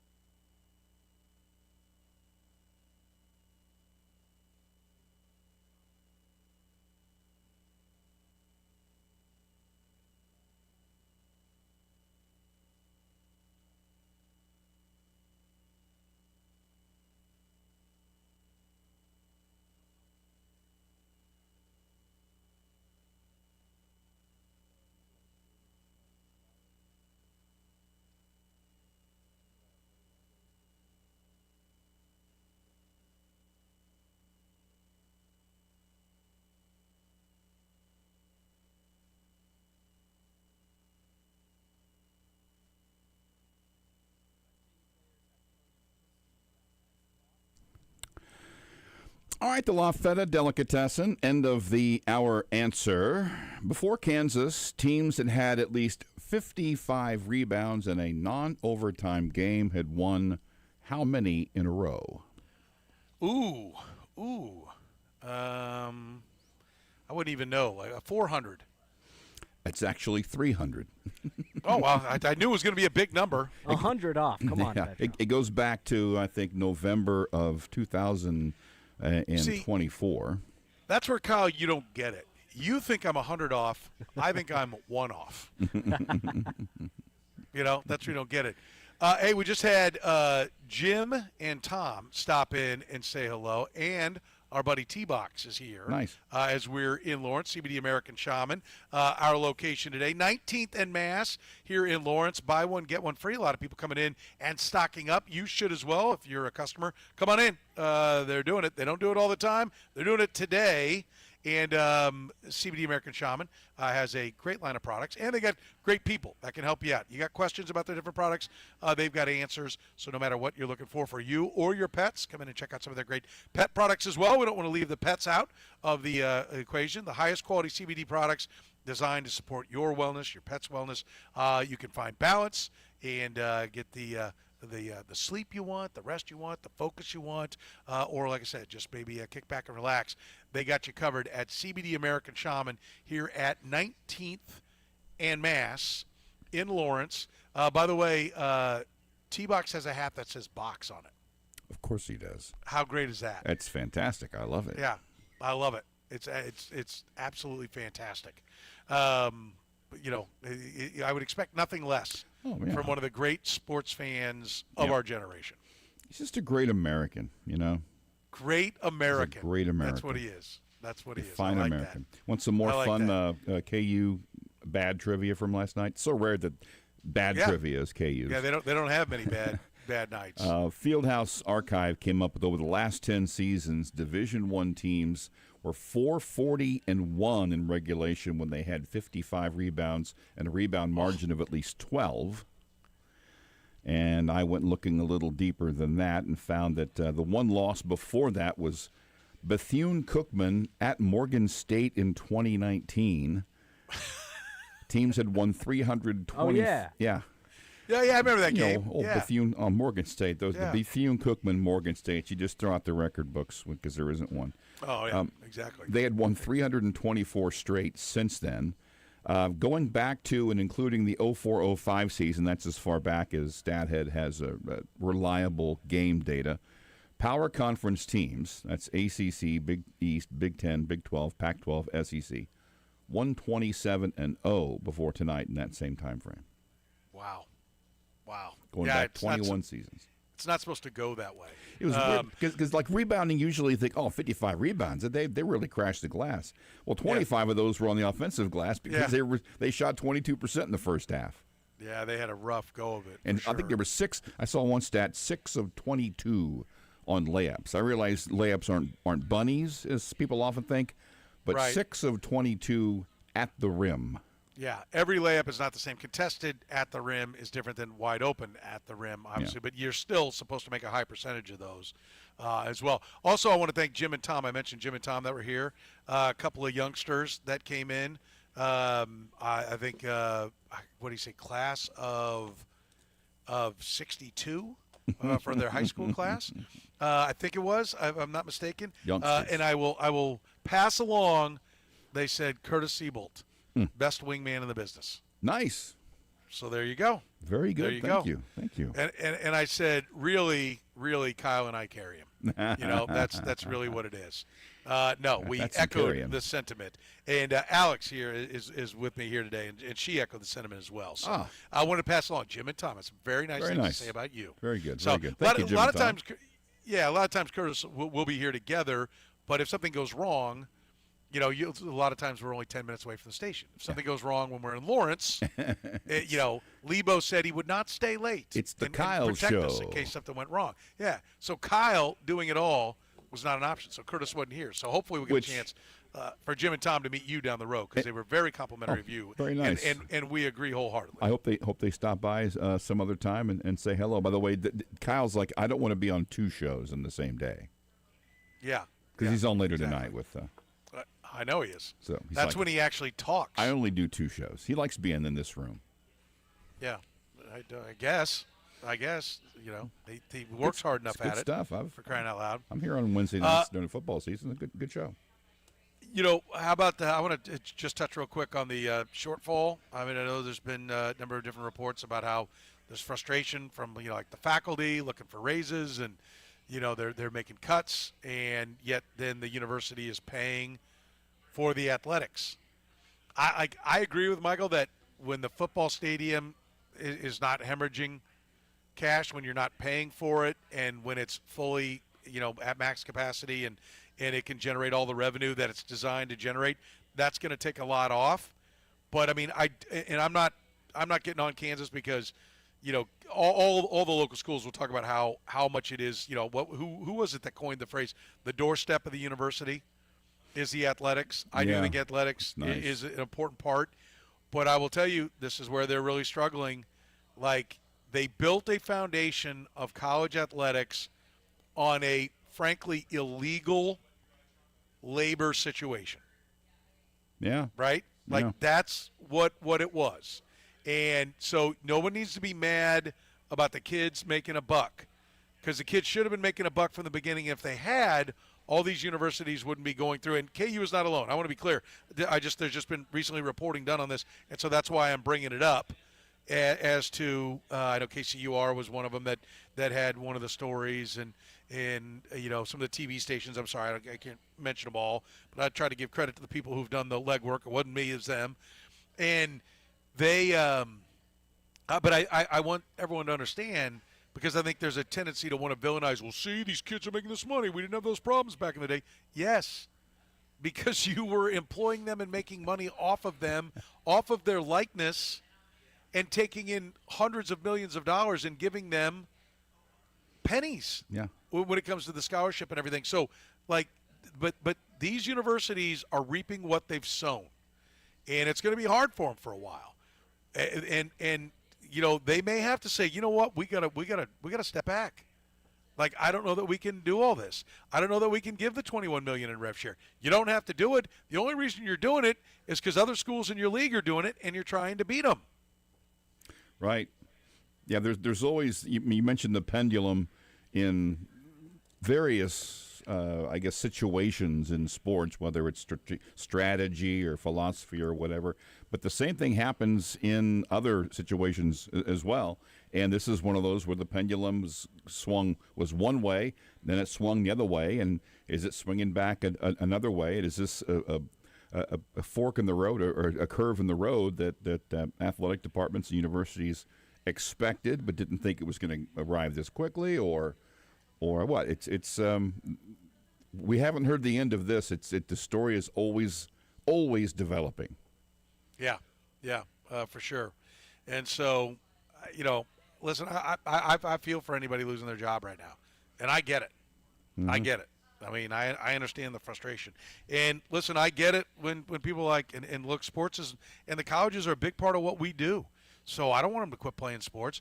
But, I mean, there is another – I was having this conversation Saturday night with friends about, well, in Europe they don't play sports in schools. I mean, they play club sports. If you want to play, yeah. Sadler Hall plays Lawrenson Hall. That kind of sports, yeah, they have it. Or they have a rowing team. Okay? But they don't, and they might row against each other, all right? But they do not do this full-fledged sports. If you're good at sports and sports is what you're majoring in, you're a professional. You're signed at 16. You're signed at 18. You're signed at 20. And you go play over there, and the money for academics goes to academics.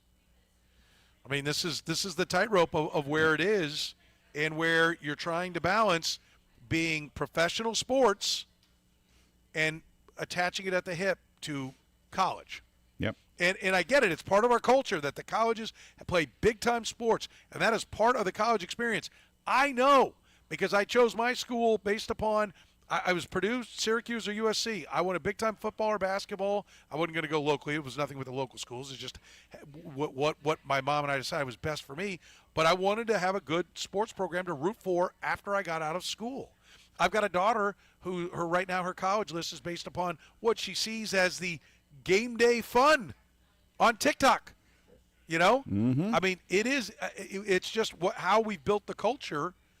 Now we got to figure out if there's a way to legally do things with the employees, the players, and also keep it functioning as an academic institution, because we do pretty good when it comes to the academics here in this country as well. There's a reason why a lot of people come from other countries to study here, because we do the academics pretty good when we put to it. But I will also point out there's a $1 billion endowment at Kansas that could cover some of this.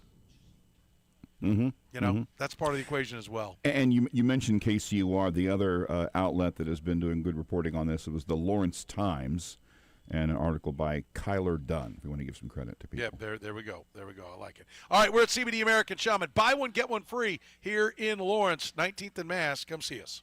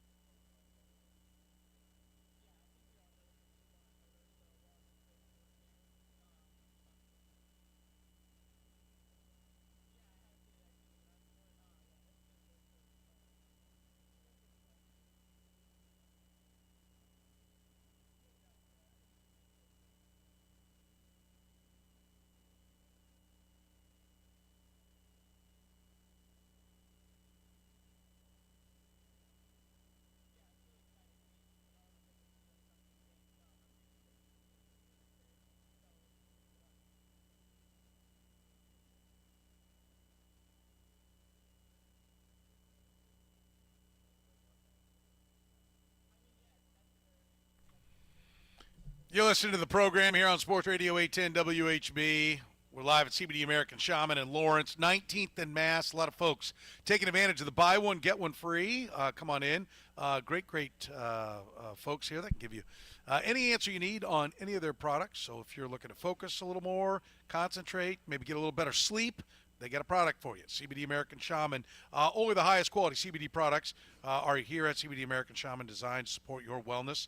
Find balance, find what you're looking for right here at CBD American Shaman for you, and don't forget your pets as well. We're going to talk football again with Pete Sweeney coming up in a little bit. Don't want to stray too far from the Trent McDuffie deal because I know that's the biggest story today, so we'll get back into that coming up in a little bit. But what would you like to say for your Missouri Tigers, Kurtis? I mean, we've done a pretty good job talking about the woeful performance from the Jayhawks. How about your Tigers, huh? Hold my beer. That was brutal. Everything they did in winning 6 of 8 was completely abandoned last night. They did everything wrong. They couldn't play defense from inside. They couldn't play defense outside. They couldn't shoot. They kept turning the ball over. They kept hitting fouls. Stupid mistakes. As unfocused a team as I can remember seeing this season, the question I would ask is, I mean, like how much of the goodwill of the last 3 weeks or 4 weeks has been whittled away here, and how much does that change what we think they can do? I would also say, how much did people misjudge that 6-2 run? Talked to Gabe DeArmond last night. He says, he said on his post game show, anyone who thought Missouri was going to run the table, he said, stop it. Stop thinking that way. This is a bad night. Hopefully, this was a bad night for a good team. That's what the hope is. But man, it was bad in every possible way. It was. How much was that Oklahoma just had their best effort? It was senior night. We know how good Kansas is on senior night. It's an emotional time where, maybe you get a little more adrenaline, you get a little more oomph in everything you're doing. And they ran into an Oklahoma team that, let's be honest, is either through just end-game execution or just bad luck maybe, doesn't have the record that Mizzou does, but by the metrics is every bit the equal to Missouri. Yeah. And if they just finally put it all together and played their best, is it just as simple as that? Or you could just be a bad matchup. You kind of alluded to it, but it took 2 ridiculous, like an historic series of last-second threes to avoid losing in Columbia about 4 weeks or 5 weeks ago. And then last night, I mean, we looked at the line and went, why is Oklahoma 3.5? Why is it minus 3.5? We said, well, Vegas knows something. We said it was bet OU or you don't play it if you're a gambler. They knew something. And I think that was about a 10-point game or 8 to 10-point game that just kind of got away, which games tend to do. But so Missouri was never in the game. Where does it sit with them on the double bye? I think they're toast on that probably. Are they? Okay. It's beating Arkansas really doesn't do it? Tough. I think actually this may be the kicker. Their spread is anywhere from 3 to 10. A lot of things have to happen, but I've never seen. There are 8 possible seeds they could have, depending on what happens with these games on Saturday. It's insane. And Kansas wins, and they get the double bye. Is that correct? Yep. It could be as high as a 3. Okay, there it is. We're at CBD American Shaman, 19th and Mass. Buy one, get one free on everything.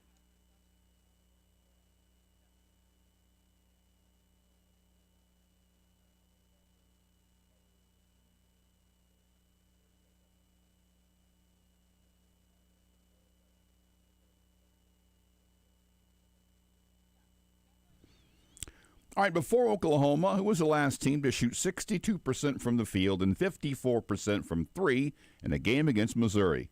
Brought to you by La Feta Delicatessen.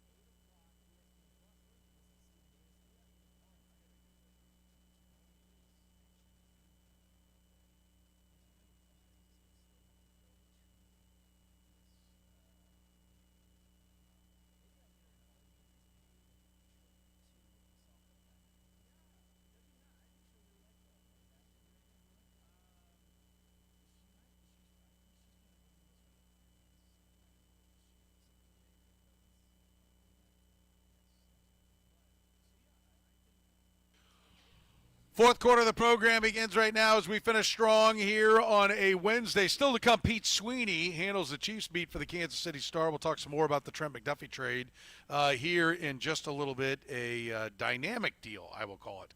A very impressive deal. I love it. I think it's a great trade for the Kansas City Chiefs. We'll get more into that if for some reason you live in a shoe. You've been asleep for many, many hours. You don't own a smartphone. The Chiefs traded the biggest news of the day, Trent McDuffie, to the Los Angeles Rams in exchange for a 26 first, 5th, and 6th, and a 27 third-round pick, 4 picks overall. The first-round pick is pick number 29, so down towards the back half, or down towards the bottom. Only 32 picks in the first round of the first round, but still a first-rounder nonetheless. So a 1st, a 5th, and a 6th in this year's draft, and a 3rd in next year's draft. The Rams, like I said, if they'd given him a 3rd this year, it would have been 29th. So they can only really get 3 spots lower, but it can get 28 spots higher based upon what the Rams do. Now, the Rams figured to be a good team, but so did the Chiefs this year, right? And they ended up with the 9th pick. If your quarterback goes down, problems can happen. Matt Stafford's up there, 37? Yeah. 38, somewhere in that range. And he missed all the preseason last year with a back injury. So, it would not be unheard of for their quarterback to go down, and then the wheels come off on the season, and that pick ends up being higher than you thought it was. So I love this deal. I think this is a great deal for the Kansas City Chiefs. And as far as wanting a third-round pick this year, well, the Rams wouldn't – if they were going to give a pick, that 4th pick being this year, it wouldn't have been a 3rd, right? It would have been a 4th. Do they not have a 3rd? Well, I mean, but it's like if they were – maybe they do have a 3rd, but aren't teams more likely to give you that higher pick in the next year than they are in the current years? Teams definitely are, which I think is ridiculous. Yeah. I think it's bad business. I mean, you have to value the pick, understanding that you don't know what the number is. Right. But that's why I say this one is easy. It's almost definitely going to be better than this year's. Yeah. I shouldn't say that. It's likely. I don't want to say almost definitely. Highly likely. Likely that it's going to be a higher third-round pick next year than this year, therefore more valuable. And I will tell you, general managers, usually when I talk to personnel people, they always think next year's draft is going to be better. I think it's because they've dug in and found the warts on this year's guys. And the guys they're thinking of are for next year are only the ones that have caught their eye. Right? They're not looking at everybody. It's just like, oh, I was looking at this guy, and this kid's not eligible, but, man, he flashes on tape. Yeah. Yeah, but you haven't looked at all 260 that are actually going to get drafted. Yeah. Right? And so, it's a process. But I think this is good business for the Kansas City Chiefs and, gives them more cap room. Hopefully it'll mean that they don't have to shuttle money around from this year to future years so that they'll be in an even better cap situation next year. They now have some room where they can get into free agency. I think they need to be responsible in free agency, but they can get into free agency. So great move for the Kansas City Chiefs as far as I'm concerned. So we'll see what they're able to do with those picks. That's the next step of it. What do they do now that they have those extra draft picks? We know what Kansas did last night, and it was ugly. Not pretty. 70-60, historic performance as far as getting on the glass, getting on the offensive glass, and yet still finding a way to lose. It was not what I think any Kansas fan thought that game was going to be. Self said a lot of things went wrong. We didn't come ready to play, and they did, and that's what happens. We didn't make them play poorly, which we have to do to be a good team, and we didn't do that. And disappointing trip. No other way to slice it. I'm disappointed in myself that I wasn't out there with the guys to finish the game. But that was a pretty temperamental crew tonight. But that didn't cost us. What cost us was we weren't ready to play, and we're not good enough. Our players are not talented enough not to be ready and be energized and on point. I don't care what anybody says. In this league, we got a nice roster, but that nice roster needs to be turned up and passionate and those things in order to have a chance to beat other teams that have good rosters as well, and we certainly didn't do that tonight. Pretty candid assessment in self about, and he's used it on other things as far as teams not good enough to not be kind of together or cohesive, to just say our talent isn't good enough to not play with energy or emotion. Yeah, no, I think he's accurate. It's good enough to win a championship if they're doing everything right, if they're hitting on all cylinders, but they can't just roll the ball out there. And by the way, temperamental, looked at the dictionary definition, moody, irritable, or sensitive, given to erratic behavior, unpredictable. Sounds like he found the word he wanted. Yep. If I'm not mistaken, that would be temperamental. So, Yeah. Trip. Yeah, a blanky trip. Yeah, that would work as well. All right, let's talk about the ejection. Bill Self was asked what the officials said to him. I wasn't told anything. No, they threw me out before they even said anything. But I'd have to watch it. But that was probably not a great call. But I came out of the box and he gave me a tee, which is fine. But sermons by no stretch did I do anything to deserve a second tee. But that's those guys for you. He told me to get back in the box, and I didn't get back in there quick enough. So that's on me. He was his expression was almost like absurd, like he was almost laughing at it. He was mad, but he was like, "You got to be kidding me!" And they had a shot. Even Bobby Hurley was like, "What?" And now maybe he was saying that about something else, but he wasn't. It went his way. I don't think he'd be angry. Almost everyone who follow that game is of the opinion that Hurley's reaction was, you tossed him for that? Yeah, and trust me, Bobby Hurley knows about getting tossed. Yes, that was the biggest surprise last night, was that someone got tossed out of the game, and it wasn't Hurley. Yeah, because he gets tossed a lot. So, that is one. Listen, by the way, can we just point out, we've talked about, and it was a great bit we played, Jay Billis, talking about, I don't know why these coaches why they have to be so rude and arrogant and jackasses in post game. Bill Self got his ass kicked by a team that he was supposed to beat and probably beat easy, and he got thrown out, and he was still civil. Yeah. Now, granted, he's talking to Greg Gurley, right? And Greg Gurley, would freely admit he's not the regular media. He's an employee of the University of Kansas, and is, I believe, to be quite confident, good friends with Bill Self. Yeah. So that makes it easier. But Greg doesn't lob softballs at him either. No. But you know what? And part of that is you don't have to lob softballs at Bill Self. No. I just want to point out that was. And by the way, he was fine with the rest of the media. My understanding is in the press conference, so it wasn't just like he was good to Gurley. And then you can be an adult. It's over. You don't have to come out and act like. To me, that's a man who has confidence.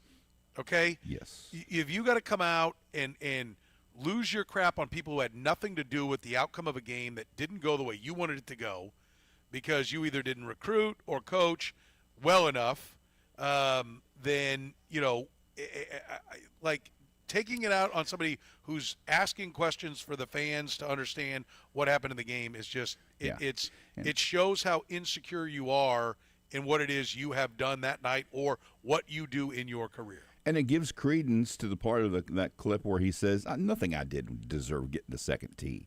I mean, if it's a guy who's always complaining about that stuff, you kind of go, okay. But when it's Bill Self, you're like, that's there's a lot. He has a lot stronger or more solid ground to stand on to make that claim, because he doesn't do it all the time. Yeah, absolutely. But I thought still real impressive in certainly. defeat. All right, Bill Self said his team didn't compete the way they did a couple of weeks ago.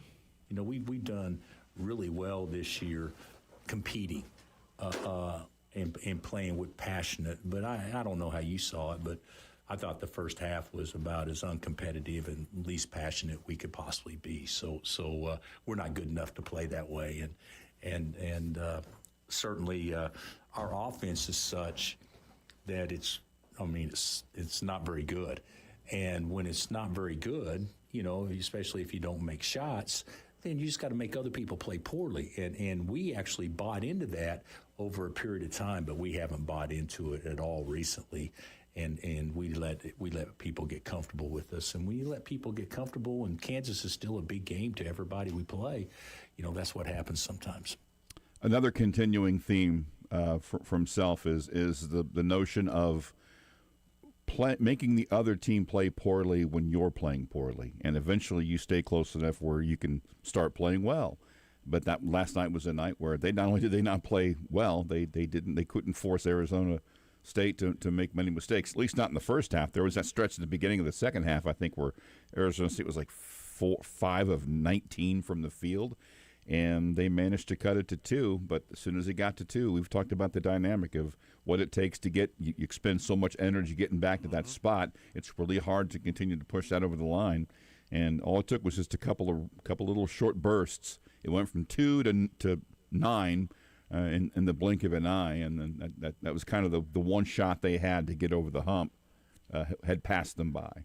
Yeah. They can't be digging that hole like that.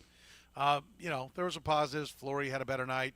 Shrugged one off after it. I don't think that Darren Peterson's going to shoot 3 for 18 again this year. So, maybe this is the rock bottom, and maybe this is the last lesson to be taught before it all comes together. We'll find out. They've got K-State still to go on Saturday for senior night. They'll be a mild favorite. By mild, I mean ginormous. Bill Self today said, or last night talked about senior games. Well, senior day isn't what it used to be. He goes, I think we've got 6 guys, and I think only one of them's been there longer than 2 years. Yeah. Because it's still senior day, but it ain't like, Collison and Heinrich. Well, did you enjoy Nigel Pack getting his Oklahoma jersey on senior night? At 2 months before he turns 25. Yeah. That was driving me crazy as I was driving right around listening to him help bury my Tigers. I'm like, how old is that guy? Yeah. How long is this? How long is this we're gonna keep doing this? Well, it's his third senior night. He's played 150 college games. I don't know if it's his third senior night, but it might be. I mean, he has been in college for a long time. Oklahoma beat up on the Missouri Tigers 80-64. They were 3.5-point favorites. We warned you. Either get on Oklahoma or get out of the way, because that spread didn't make sense based upon how the two teams were playing coming in. Certainly made sense when you saw how the game was played. Dennis Gates said the Sooners just beat them. Credit Oklahoma, obviously shot a blistering percentage on that field, ending the game with 60+% from 2, 54% from 3, and only I wish we would have fouled more to put them to the free throw line. That seemed to be the misses that they had mostly tonight. So at the end of the day, we got to regroup, go back to the drawing board. We got a tough one on Saturday. Oklahoma was up 9 at the break and then proceeded to shoot 70% from the field in the second half. Yeah. It was not pretty at any point. Arkansas is up next. Gates knows they got to find answers quickly with Arkansas coming up. Our guys will regroup. We'll get back to the debriefing and see what we need to get better at. But ultimately, that was a game that we shot ourselves in the foot, gave up 16 turnovers to their 25 points off turnovers. Yep. Coach, Kurtis Seaboldt, Sports Radio 810 WHB. I can read the box score. And that was the other issue. Oklahoma had 15 turnovers. Missouri had 16, but points off turnovers, 25-13. Even when Missouri would force a turnover, they couldn't turn it into points. It was brutal. Some other football news to pass along to you. The Chiefs have made it official. It did happen. Juwan Taylor, they announced on their social media that Juwan Taylor has been released. Quote, "Thanks for everything, Juwan." It said on their social media. That's got to mean so much. I think so, too. Getting a social media post. Yep. I would think. That's just the best. Yep. From around the NFL, the Pats have informed Stephon Diggs that he'll be released. Once the league year turns over on the 11th, Diggs signed a 3-year, $69 million deal with the Patriots, led him with 85 catches for 1,000 yards, but is facing felony strangulation and other criminal charges stemming from an alleged dispute with his personal chef. Diggs, by the way, has pleaded not guilty to said charges. He is scheduled to appear for a pretrial hearing on April 1st. Stephon Diggs, available. Didn't he get dumped by Cardi B at the Super Bowl, too? Could have been. Lesson there, don't have a personal chef. I don't. Is that what it is? I've never had a dispute with a personal chef. And you've never strangled anyone either. Good point. Spurious causations. Yes, is that what our buddy's book was? Ethan Johnson. Yes. Ethan's book.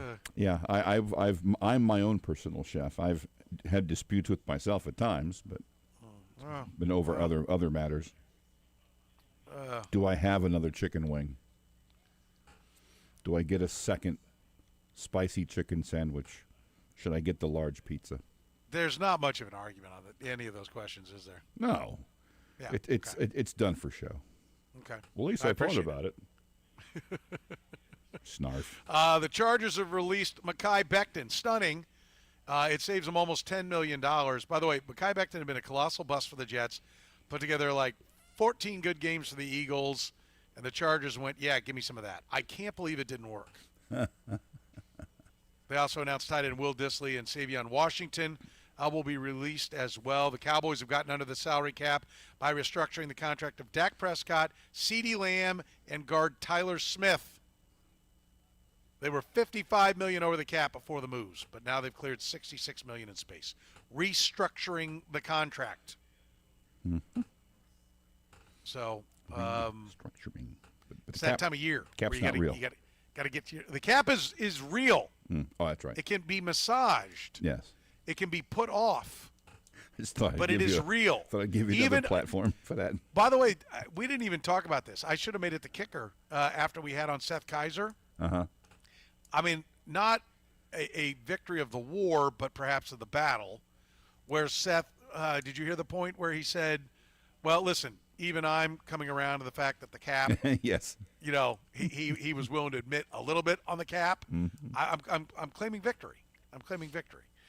It certainly can be massaged. You can put it off, but it's there. It is a thing. Before we go, since we're not in this segment, since we're not going to use it for later, I wanted to play out that. I told you to mention the weird scenario with Missouri being able to be a 3 or just down as far as a 10. Okay. I've kind of boiled this down last night. This is amazing. There's a website that you can actually punch in whatever results from whatever games are left, and it'll spit out what the seeds are. Worst case scenario for Missouri is Texas beats Arkansas tonight. Arkansas beats Missouri. Kentucky beats Florida. A&M beats LSU. Georgia beats Mississippi State. Vandy beats Tennessee. And Texas beats Oklahoma. If all that happens, Mizzou is the 10 seed next week. But here's what's crazy. If all that happens, but Missouri beats Arkansas, they're the 3. One result out of 7 could mean a 7-spot difference in where Missouri is. That's how crowded the SEC standings are right now between 3 and 10. All they have to do is beat Arkansas, and they're the 3?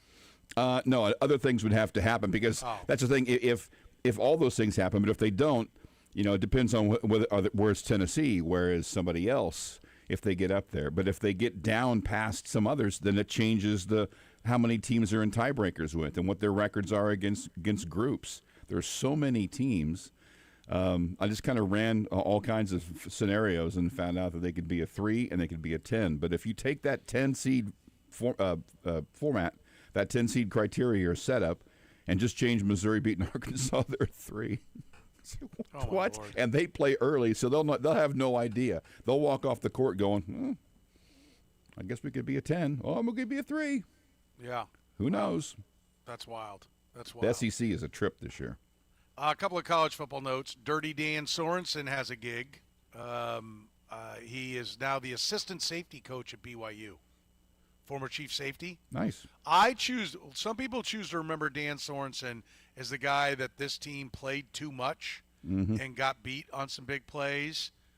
That's fine. You can be negative. I choose to remember the man who sniffed out Justin Reed on the fake punt and brought him down to help turn the tide on the 24-0 deficit or help continue the momentum on digging out of the 24-0 deficit that the Chiefs would ultimately go on to beat the Texans and then win their first Super Bowl in 50 years. Of all the things, the replays that I've watched over the years of their games, that's one of my most enjoyable. It's because the live camera's behind the punter, and you can see Sorensen looking at the guy, and as soon as there's the snap, he takes off. And then they cut to the 50-yard line view, and it was just a brilliant play. Everything else he did, who cares? He was one of the things that saved that game. Totally flipped the momentum. I'm also going to point out, because I think everybody remembers that one, the one they don't remember is if you ever get a chance to go back and watch the AFC Championship game that year against the Tennessee Titans, Derrick Henry is breaking free and getting ready to rumble for a big one, and Sorensen channeled his inner Deron Cherry, gave up the body, I think he got trucked in my head, Because I remember once Deron Cherry getting run over by Bo Jackson, but bringing him down. And I think that was one of the more underrated things. One of the reasons why I think Deron Cherry should be a Hall of Famer was he was a much better tackler than he's ever given credit for. Everyone always talks about Kenny Easley with these big hits, but Deron was a very good tackler in addition to being a great free safety back there and center fielder type and leading the league in interceptions and such. But Dan Sorensen, gave it up in one of the plays that could have been a big one for the Titans as well when he got run over, but made the tackle. Made the tackle on Derrick Henry, a one-on-one tackle on Derrick Henry. Something I don't want to do. Forced a goal line fumble when the Browns were here, I think, for the season opener in 21 or 22 that kind of helped flip that game. They were about ready to pop one in, and he hit the guy right before the goal thing, knocked the ball out. Yeah. He made some plays.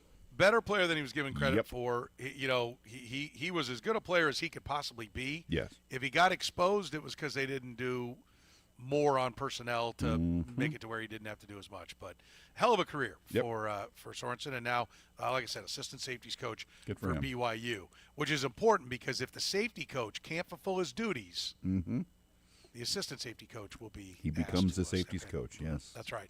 And finally, I don't know. Is this sad news? I mean, this is a celebrate a life moment. It's certainly sad for everyone close to Lou Holtz, Tim Grunhard being one of them. Yeah. The head coach who led Notre Dame to a national championship in 1988, has died at the age of 89. Lou Holtz won 249 games over his head coaching career with 6 schools: William and Mary, NC State, Arkansas, Minnesota, Notre Dame, and South Carolina. He also coached the Jets in 1976. Was 3-10, 13 games in, and said, "Yeah, I'm a college coach. I'm off to Arkansas." And to his credit, said, "This is not where I belong. Let me get to where I need to go." But he has passed away, and a great career, inspired a lot of people, including our own Tim Grunhard. What a legacy. So, we remember one of the great college football coaches of all time, Lou Holtz, today passing away at the age of 89. We will talk about the Trent McDuffie trade more. Pete Sweeney from the Kansas City Star joins us next. The program with Soren Petro. That is trash! Weekdays from 2 to 6 on Sports Radio 810 WHB. All right, listen up. When it comes to plumbing problems, there is nothing worse, right? If all of a sudden that toilet won't flush, if all of a sudden the shower's not working, if all of a sudden you've got something bursting out in your yard, you've got real problems. Don't call some company that's, maybe using the name of somebody who used to own the company, but now is owned by one of those big out-of-town folks. Call the Plumbing Pro. The Plumbing Pro is the people to know. They've been serving KC since 1980. They live here, work here. They've raised their families here. And if you maybe need a new tub or shower, you can do that. That's one of the things we're getting at our house, and the Plumbing Pro is doing the work. Look, you see these 800 numbers on TV? Don't call those folks. The Plumbing Pro can do that for you as well. And if you mention my name, the Petro deal, get $2,000 off a new tub or shower replacement. Look, plumbing's taken for granted, but like I said, when it goes wrong, it is a big, big problem. If mama ain't happy, ain't no one happy, and I can tell you in my house, mama ain't happy if the toilet's leaking. Don't spend your Saturday making trips to the hardware store. I tried to fix a toilet once. 5 trips, and 2.5 hours later, it kind of worked. That sucked. Call the Plumbing Pro. I don't mess around with it anymore.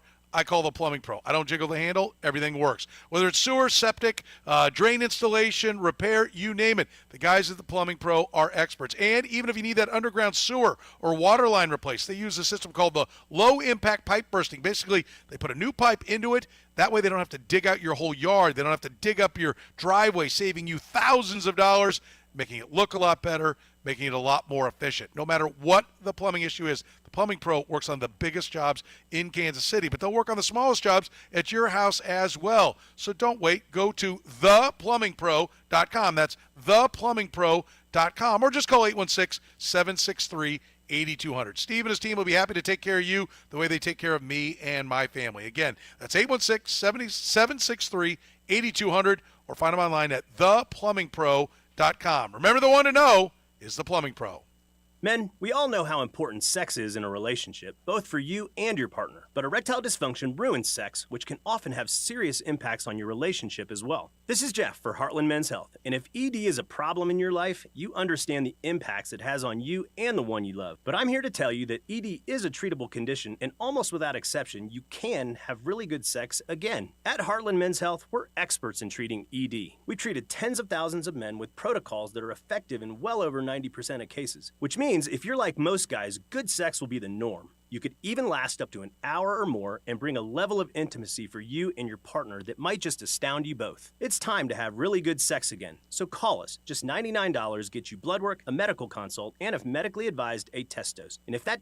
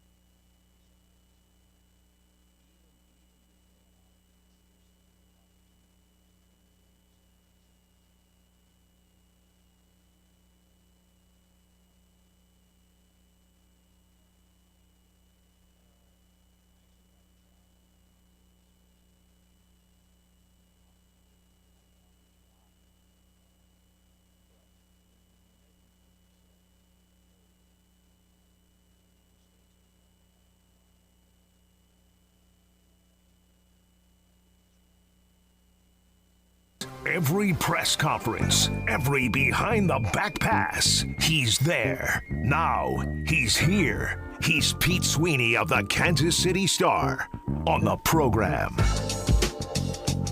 Yes, he is. Pete Sweeney's here to talk about the Trent McDuffie trade, what happens next, where the Chiefs go. We're live at CBD American Shaman. Come on out. We'll be here all the way up until 6 o'clock. You can get buy one, get one free at CBD American Shaman, only right here at 19th and Mass.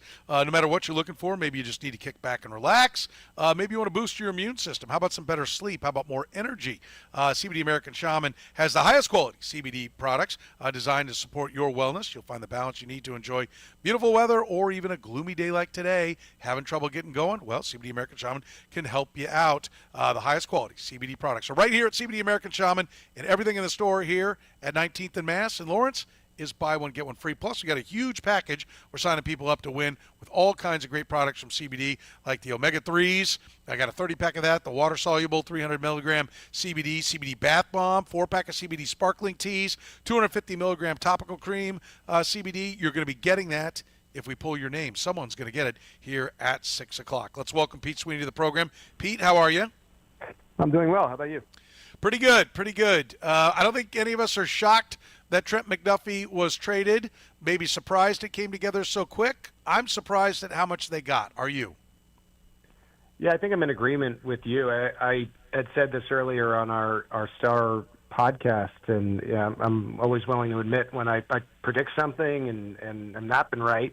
I was surprised. I was always going to think it was going to be in the two, maybe 2-2s, 2-3 range. I definitely never felt like it would be a pick in this year's first round. I just, we had talked about this on my appearances on this show. Like, it just didn't go so well for Indianapolis with the Sauce Gardner trade, and I know that other injuries came into play, but when you see something like that happen, I think sometimes it does make other teams tentative, but not the LA Rams, who apparently really, really liked Trent McDuffie, obviously think that he's a final piece to their puzzle, and the Chiefs were able to take advantage of that by way of getting 4 picks out of the deal. And I really thought that this was a draft where, and we've talked about it, we didn't think they had enough picks to address everything, and now they have a lot of ammo to play with. Yeah, they do. And it's not 12 picks, which is what they went into. They made 10 selections in 22, but they had 12 picks going in, but 9 picks. Now they've got some, a chance to throw numbers at some spots. You miss on 3 guys, but you hit on 6. This is going to be considered a great draft. And so I think that's a much better spot for him to be in. And let's not underestimate the part that they cleared $13 million as well. I mean, I know you $13 million for Trent McDuffie is a great price. I'm not saying he's not worth the $13 million, but they get all the picks and they cut Juwan Taylor. We knew that was coming. That clears $20 million under the books, and $13 million more with Trent McDuffie. That gives them room to go out and actually look to add to the team in free agency. So, I know one of the things they need is a corner, and, they're probably going to be looking for that in the draft and or free agency. But now you've got the capital as in cap space and the capital as in draft picks to address that need, but then all the other needs they have, which are many. Yeah, it's a lot. I mean, there's a lot where you can at least add depth. I mean, I suppose you could say that about any team, but it just feels like this is a little bit more for the Chiefs than it's felt in previous years. And, yeah, I mean, I agree. Like, we say the $13 million contract number for Trent McDuffie. I don't think he was ever really going to play on this. As great of a guy as he is, I mean, this is still a business. And for me, I mean, if I was his representation, I'd be like, listen, Trent, you sit home until there's a new deal. So something had to give. It finally gave, and the Chiefs moved that number. It's going to make, what's projected, and I've seen out there, to be in the 30s with the Rams. That was never going to be a good move for the Chiefs with everything that they need to do in terms of filling up other positions. And then your point about free agency, yeah, there's some room to work now because, again, you could backload deals and get that first salary number down.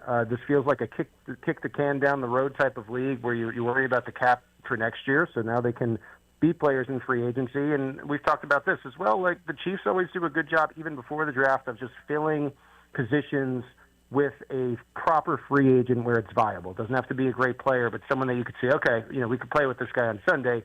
To me, now those two positions that really scream at you, they're going to have to get some type of free agent, are running back and certainly cornerback. Yeah, needs, though, wide receiver, offensive tackle after this year when Jalen Moore's contract is up, corner, safety, D-tackle, D-end. I mean, they've got a lot of needs. I mean, is this the end of acquiring picks, or do they still need to do even more and look at moving down from 9 to try to get even more picks to throw at this? I think it's a possibility, and it's such a unique draft because Brett Veach really, I think, was forward at the Combine with our press conference and saying that he doesn't necessarily, with the first pick, want to maybe go in the direction of, what would be a running back or a linebacker like Sonny Styles. Like, that's really where you want to use a premium pick at a premium position. The issue is, like, the more you hear about the draft, the best 3 players, which seem like it's going to be Love and Styles and Downs, they're all like non-premium players. And so maybe there is a team behind the Chiefs that falls in love with one of these guys. The Chiefs don't necessarily want to take that position, but they think they'd be maybe drafting that player too high. Maybe there is some room to get into, the 14, 15, 16, and then you're adding another pick. Maybe on day 2 in round 3, maybe on day 3 in round 4, that type of thing, and maybe all of a sudden it's 10 picks instead of 9. So I don't think anything's out of the question. We do have some questions about who's going to be willing to trade up, but man, the draft night gets weird. Everyone makes these mock drafts and they're fun.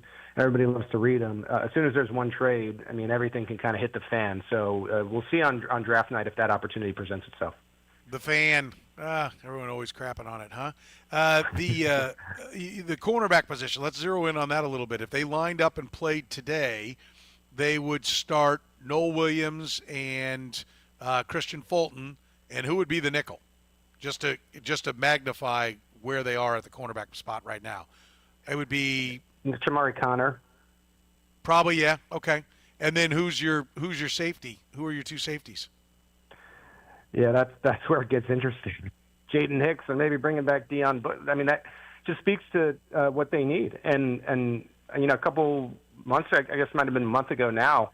I kind of alluded to that. If you strip away all the UFAs, the safety position is thin. And I think that plays into the other theory. We're keeping that pick, and maybe because he's not at a premium position, Downs falls to you, which is a potential player that could be the best player in the NFL draft. I mean, there's a lot of different directions that you could go in, but they primarily use Connor as a nickel. I guess in this exercise, maybe you put Connor as a safety with Hicks, and then Chris Rowland-Wallace works the nickel for you a little bit. They've liked Kevin Knowles there.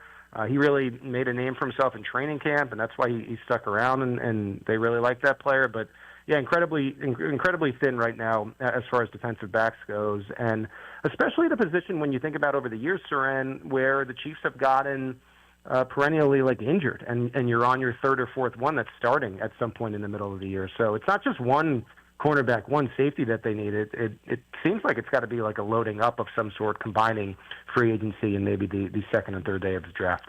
Yeah, you got Jaden Hicks, Chris Rowland-Wallace, and Shamari Connor that have played some form of safety for this team. And you hit on it. Kevin Knowles would be the third corner if those three guys are all playing safety. Right. They are thin. I mean, and that's kind of the story everywhere on this team.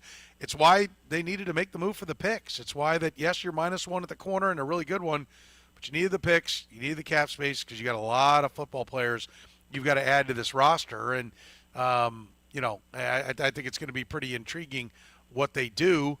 Pick 29, you got a dream scenario if you're a Chiefs fan for what happens at pick 29?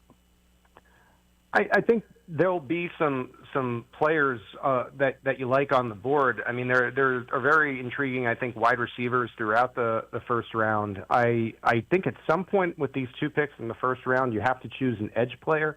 I'm not sure if it's going to be one of the top two guys because they project more as speed rushers, a little bit lighter weight, and we know about the arm thing that Steve Spagnuolo might not like. And so I'll give you position. I feel like a receiver and edge feel like priorities, especially if they go and get a starting running back in free agency. I think what opens the door in that scenario, too, sometimes, Soren, is the late pick. Maybe you don't love anyone there, and if someone really falls in love with Simpson and he's still around at that point, you want to get that fifth-year option on a quarterback that you like. Maybe there is room to trade out of the first round like we saw all those years ago, and the Chiefs still ended up with Chris Jones. Maybe they make the pick at 9, and that's what they end up using at 29 is, okay, we're comfortable with our pick. We think he has elite upside, whatever position that is at the number 9 position. Let's get out of this round. Let's give someone else a free, that free fifth-year option, and let's go to the second, third round with a couple picks where we can really do some damage on the day 2, which is round 2, round 3, which, you were at the combine as well. It really feels like the meat of the draft might be in that range. So give up your fifth-year option and maybe continue to add those picks. I asked this because we had a caller ask it earlier, not because I think it's going to happen, but because we were asked it. So what do you think the odds are that 9 and 29 would be packaged together to go up and get something, maybe a Jeremiah Love, if he wasn't going to make it to you? Well, I think the Chiefs answered that question when they traded Trent McDuffie, and it was sort of alluded in what you were bringing up before. You had to trade Trent McDuffie because you're weak at so many positions. And so to me, I don't see it unless they were so sure about a player and got enough information. Maybe it is Downs. Maybe it is the dream of many Kansas Cityans that I've spoken to, Jeremiah Love, and they fall in love with that. But because I think of so many needs, it just feels rare that you would package those two to go up and do it. To me, that's more of a move for a team that desperately needs a quarterback, which obviously the Chiefs do not. Yeah, I agree. Could they use some more protection for the quarterback if Maui Goa's there at number 9? Since you can get, maybe still a very good edge rusher a little bit later on, and he's the that's a premium spot like you talked about. I agree. I don't know that you really want to take a running back or a safety up that high, or a guard or a center or something like that, the non-premium positions. But how much do you think they might be inclined to take the tackle? I just don't see it. I mean, maybe that temptation will be there if somehow he's the last player with a true first-round grade on their board, and they feel like, okay, let's just get this line settled, and we can take care of everything else. But I tend to thought Jalen Moore looked okay. The Chiefs have never really, in my opinion, been dazzling at the tackle position and have managed to be very, very successful. And to me, Jalen Moore's good enough. I think he'll be pushed by Pole. I think maybe you spend a day 2, day 3 pick on a tackle for depth, or maybe you get someone you like with upside in free agency to continue to round out that room. Make sure you have a swing tackle as well. I wouldn't love that, because I just feel like there are other players that seem to be in that range that really I think are greater immediate needs. And the Chiefs aren't used to this. Usually they're picking in the 20s and 30s, and they were really fortunate with Trent McDuffie to trade up into the 20s and get a day one type of starter. But this is an area the Chiefs aren't in for regularly, and so I think you take the opportunity and you try to get a day one starter at like a really true desperate position of need and sort of cross both boxes. With the running back prices going up, we saw Breece Hall get the franchise tag. That means he's at $14 million. Does that make it easier and more palatable for them to take Jeremiah Love if he does come to them at number 9? I mean, when they're going for $3 million each, or $4 million for Najee Harris last year, and then you're going to be paying $6, $7, $8, $9 million over the course of a deal, you're like, wow, that's kind of pricey for a running back. But now if they're going to get 10, 11, 12, 14 million per, does that make it a little bit easier to go ahead and take the running back up that high? I still don't like it. And the reason being is because, I don't know. You could get. I'm trying to think. Let's say Jamal Charles was coming out again, and everyone sort of knew that he was going to do what he's going to do. Even with Jamal Charles, when the Chiefs had Alex Smith, there were still these games where why aren't they running the football? No matter who the running back is. I don't know how often they're going to become even a true 50-50 team. To me, it's always going to be in that 55 to 60 pass to run rate, and it's I get it. I understand the talent of Love. Everyone believes he could be the best player in the NFL draft. For me, because of the Chiefs' identity, which I do think they'll shift to an extent, but I just don't think it's going to be to the point where they're ever going to be this ground and pound Lions-like, Steelers-like, Ravens-like team to make that pick worth it, even if it is, as you're describing, at a discount. I agree with you, but I think Love, to me, one of a comp I would put towards him is Christian McCaffrey. Can he catch 8 balls a game? And they were raving about how he looks like a wideout out there running routes. Yeah, it fits the Andy Reid mold of a running back, but to me, if let's say there is a ETN out there that is willing to work with you on a contract to get that low number in a place you like it, that's low enough, then you'd scratch another itch. I think what your thought process feels right.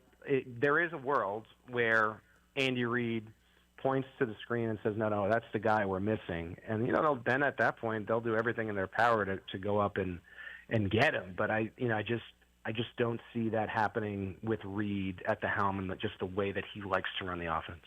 Who's your candidate to be the free agent running back signed if that's the route they go?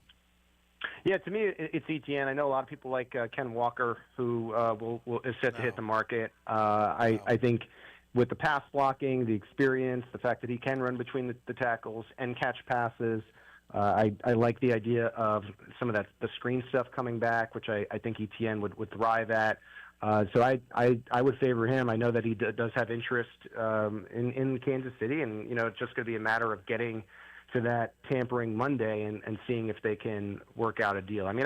It's very clear right now. If there's one thing we want to say, okay, this feels like a fact, and we're not just speculating and thinking about scenarios. It's the Chiefs are clearing out cap space because they want to be players in some capacity next week, more so maybe they've done in recent years when it felt like their priority was bringing back impact players of their own. Feels like last year's free agency and that second wave didn't really have the impact that they wanted, and so I think they're going to be a little bit more aggressive than in previous years, and we're seeing that with the clearing of cap space. No, on Kenneth Walker. I want to be clear on that one. Are you wanting to give, I'm not saying you, but in general, I'm asking this question to people. Do you want to give $12, $14 million to a guy because he had a great playoff run when he's averaged 888 yards and 7 touchdowns through 4 years? And, by the way, played 15, 15, 11, and 17 games. Well, to me, it's also, if you really dig into the Seahawks, and, hard to complain about them. They won the Super Bowl, right? I mean, they were ready in future seasons. Like, they had Charbonnet waiting in the wings, and everyone was just like, when Charbonnet was healthy, nobody expected them to keep Ken Walker because it's like, we have this guy in waiting. We like him. We use him basically half the time anyway. If you're a fantasy football player, I'm sure you know that. If you have either guy, you probably have nightmares at night. And then he got hurt, and that allowed Walker to be the go-to guy. But the team was ready to move on from that. And for the price tag that he's going to have, I'd be in agreement with you. That would not be my first choice. Had a heck of a postseason, obviously the reigning Super Bowl MVP. But I don't think he's going to be worth the squeeze of whatever it's going to cost to get him. Yeah, I agree. I mean, I don't get, like, the team that had him and won a championship with him said, yeah, no, I'll pass. Like, here ended the lesson, right? I mean, I just say that's baffling to me. Yeah, and like that annually, perennially is like a really good team that makes really good roster decisions. And by the way, one with a quarterback that no one would ever put in the top 5. For years it's been, unless you have a top 5 quarterback, you're not going to win the Super Bowl. And by team building and making smart decisions, they were able to build around, a solid quarterback, right? Probably in that 10 to 15 range, and win a championship. And so if that team that's making all the shrewd decisions is saying, I think we can be okay without him, I wouldn't be knocking down the door to go get him. Yeah, no, I wouldn't either. By the way, how do you like this fun stat that we can finish with? Tim called in and told us, for the record, the Chiefs acquired more draft picks for Trent McDuffie than he has picks. 4-3. Than he has picks. Oh, than he has interceptions. I get it. That is probably a rarity. I doubt that has ever happened. So that's a tremendous stat. Yeah, my attorney is thrilled. Every time I have this subject and he's, driving home, I get a text. Trade McDuffie. Trade McDuffie. So, and I don't like his venom because I like McDuffie. I like the player. I like the trade too. I just don't like, how he, he doesn't value the player enough. He doesn't understand the sacrifice. I guess that's it for me. And also, I think it's worth saying on days like this, because we've been taking a lot of flack, we as in just journalists in general, over the past couple months of complaining about player availability and whatnot. Trend was the opposite of that. I mean, it is a blow to the media for sure, for writers especially. This is a guy that, I'll give you an example now. I mean, he was scheduled to speak at the podium on Friday. I was doing something about one of the teammates in the defensive back room that I really wanted to run Friday. Completed Thursday morning, and I needed something from Trent. And Trent's like, I'm talking tomorrow. Do you mind if I get it tomorrow? I'm like, I'm really trying to run this about your teammate, like, tomorrow. And he's like, oh, I got you, or whatever like that. We'll talk to you for 4 or 5 minutes. I mean, that feels few and far between. And if we're going to complain, we definitely should mention that about a player that certainly in that regard the Chiefs are going to miss, and all the on-the-field accolades, the all-pros and whatnot. But it's part of the business, man. Like, at a certain point, the clock runs out because the NFL has built it that way to have that parity, and you see a player now move on, and when he's not playing the Chiefs, I'm sure he'll have a lot of fans in Kansas City. That's Pete Sweeney, all about himself, folks. Losing his go-to for a quote on his story. No, I think it's a great point. In fact, I think the Chiefs got what they got because Trent McDuffie's a great guy, a leadership type guy, a great player too, tough player, great tackler in addition to being a good cover corner. The Rams know that. The Rams know that they're getting a safe, acquisition here and that they're not going to have any problems. Go ahead and try to trade Rashee Rice and see where that gets you. Right now, you'll find it doesn't get you very far. Pete, we always come a long way with you. We appreciate it. Great stuff. We'll talk to you again soon, buddy. All right. Thanks, Red. See ya. All right. There he is, Pete Sweeney. Great, does a great job covering the Chiefs for the Kansas City Star. Make sure you check out his work there in the paper or, on the website, as it turns out these days. We're at CBD American Shaman, 19th and Mass in Lawrence. Everything in the store. Buy one, get one free. We've had a lot of people take advantage of this. You still can. You still got a couple of minutes to get signed up to win that big prize package of 5 different products from CBD American Shaman. You got questions, they got answers at CBD American Shaman.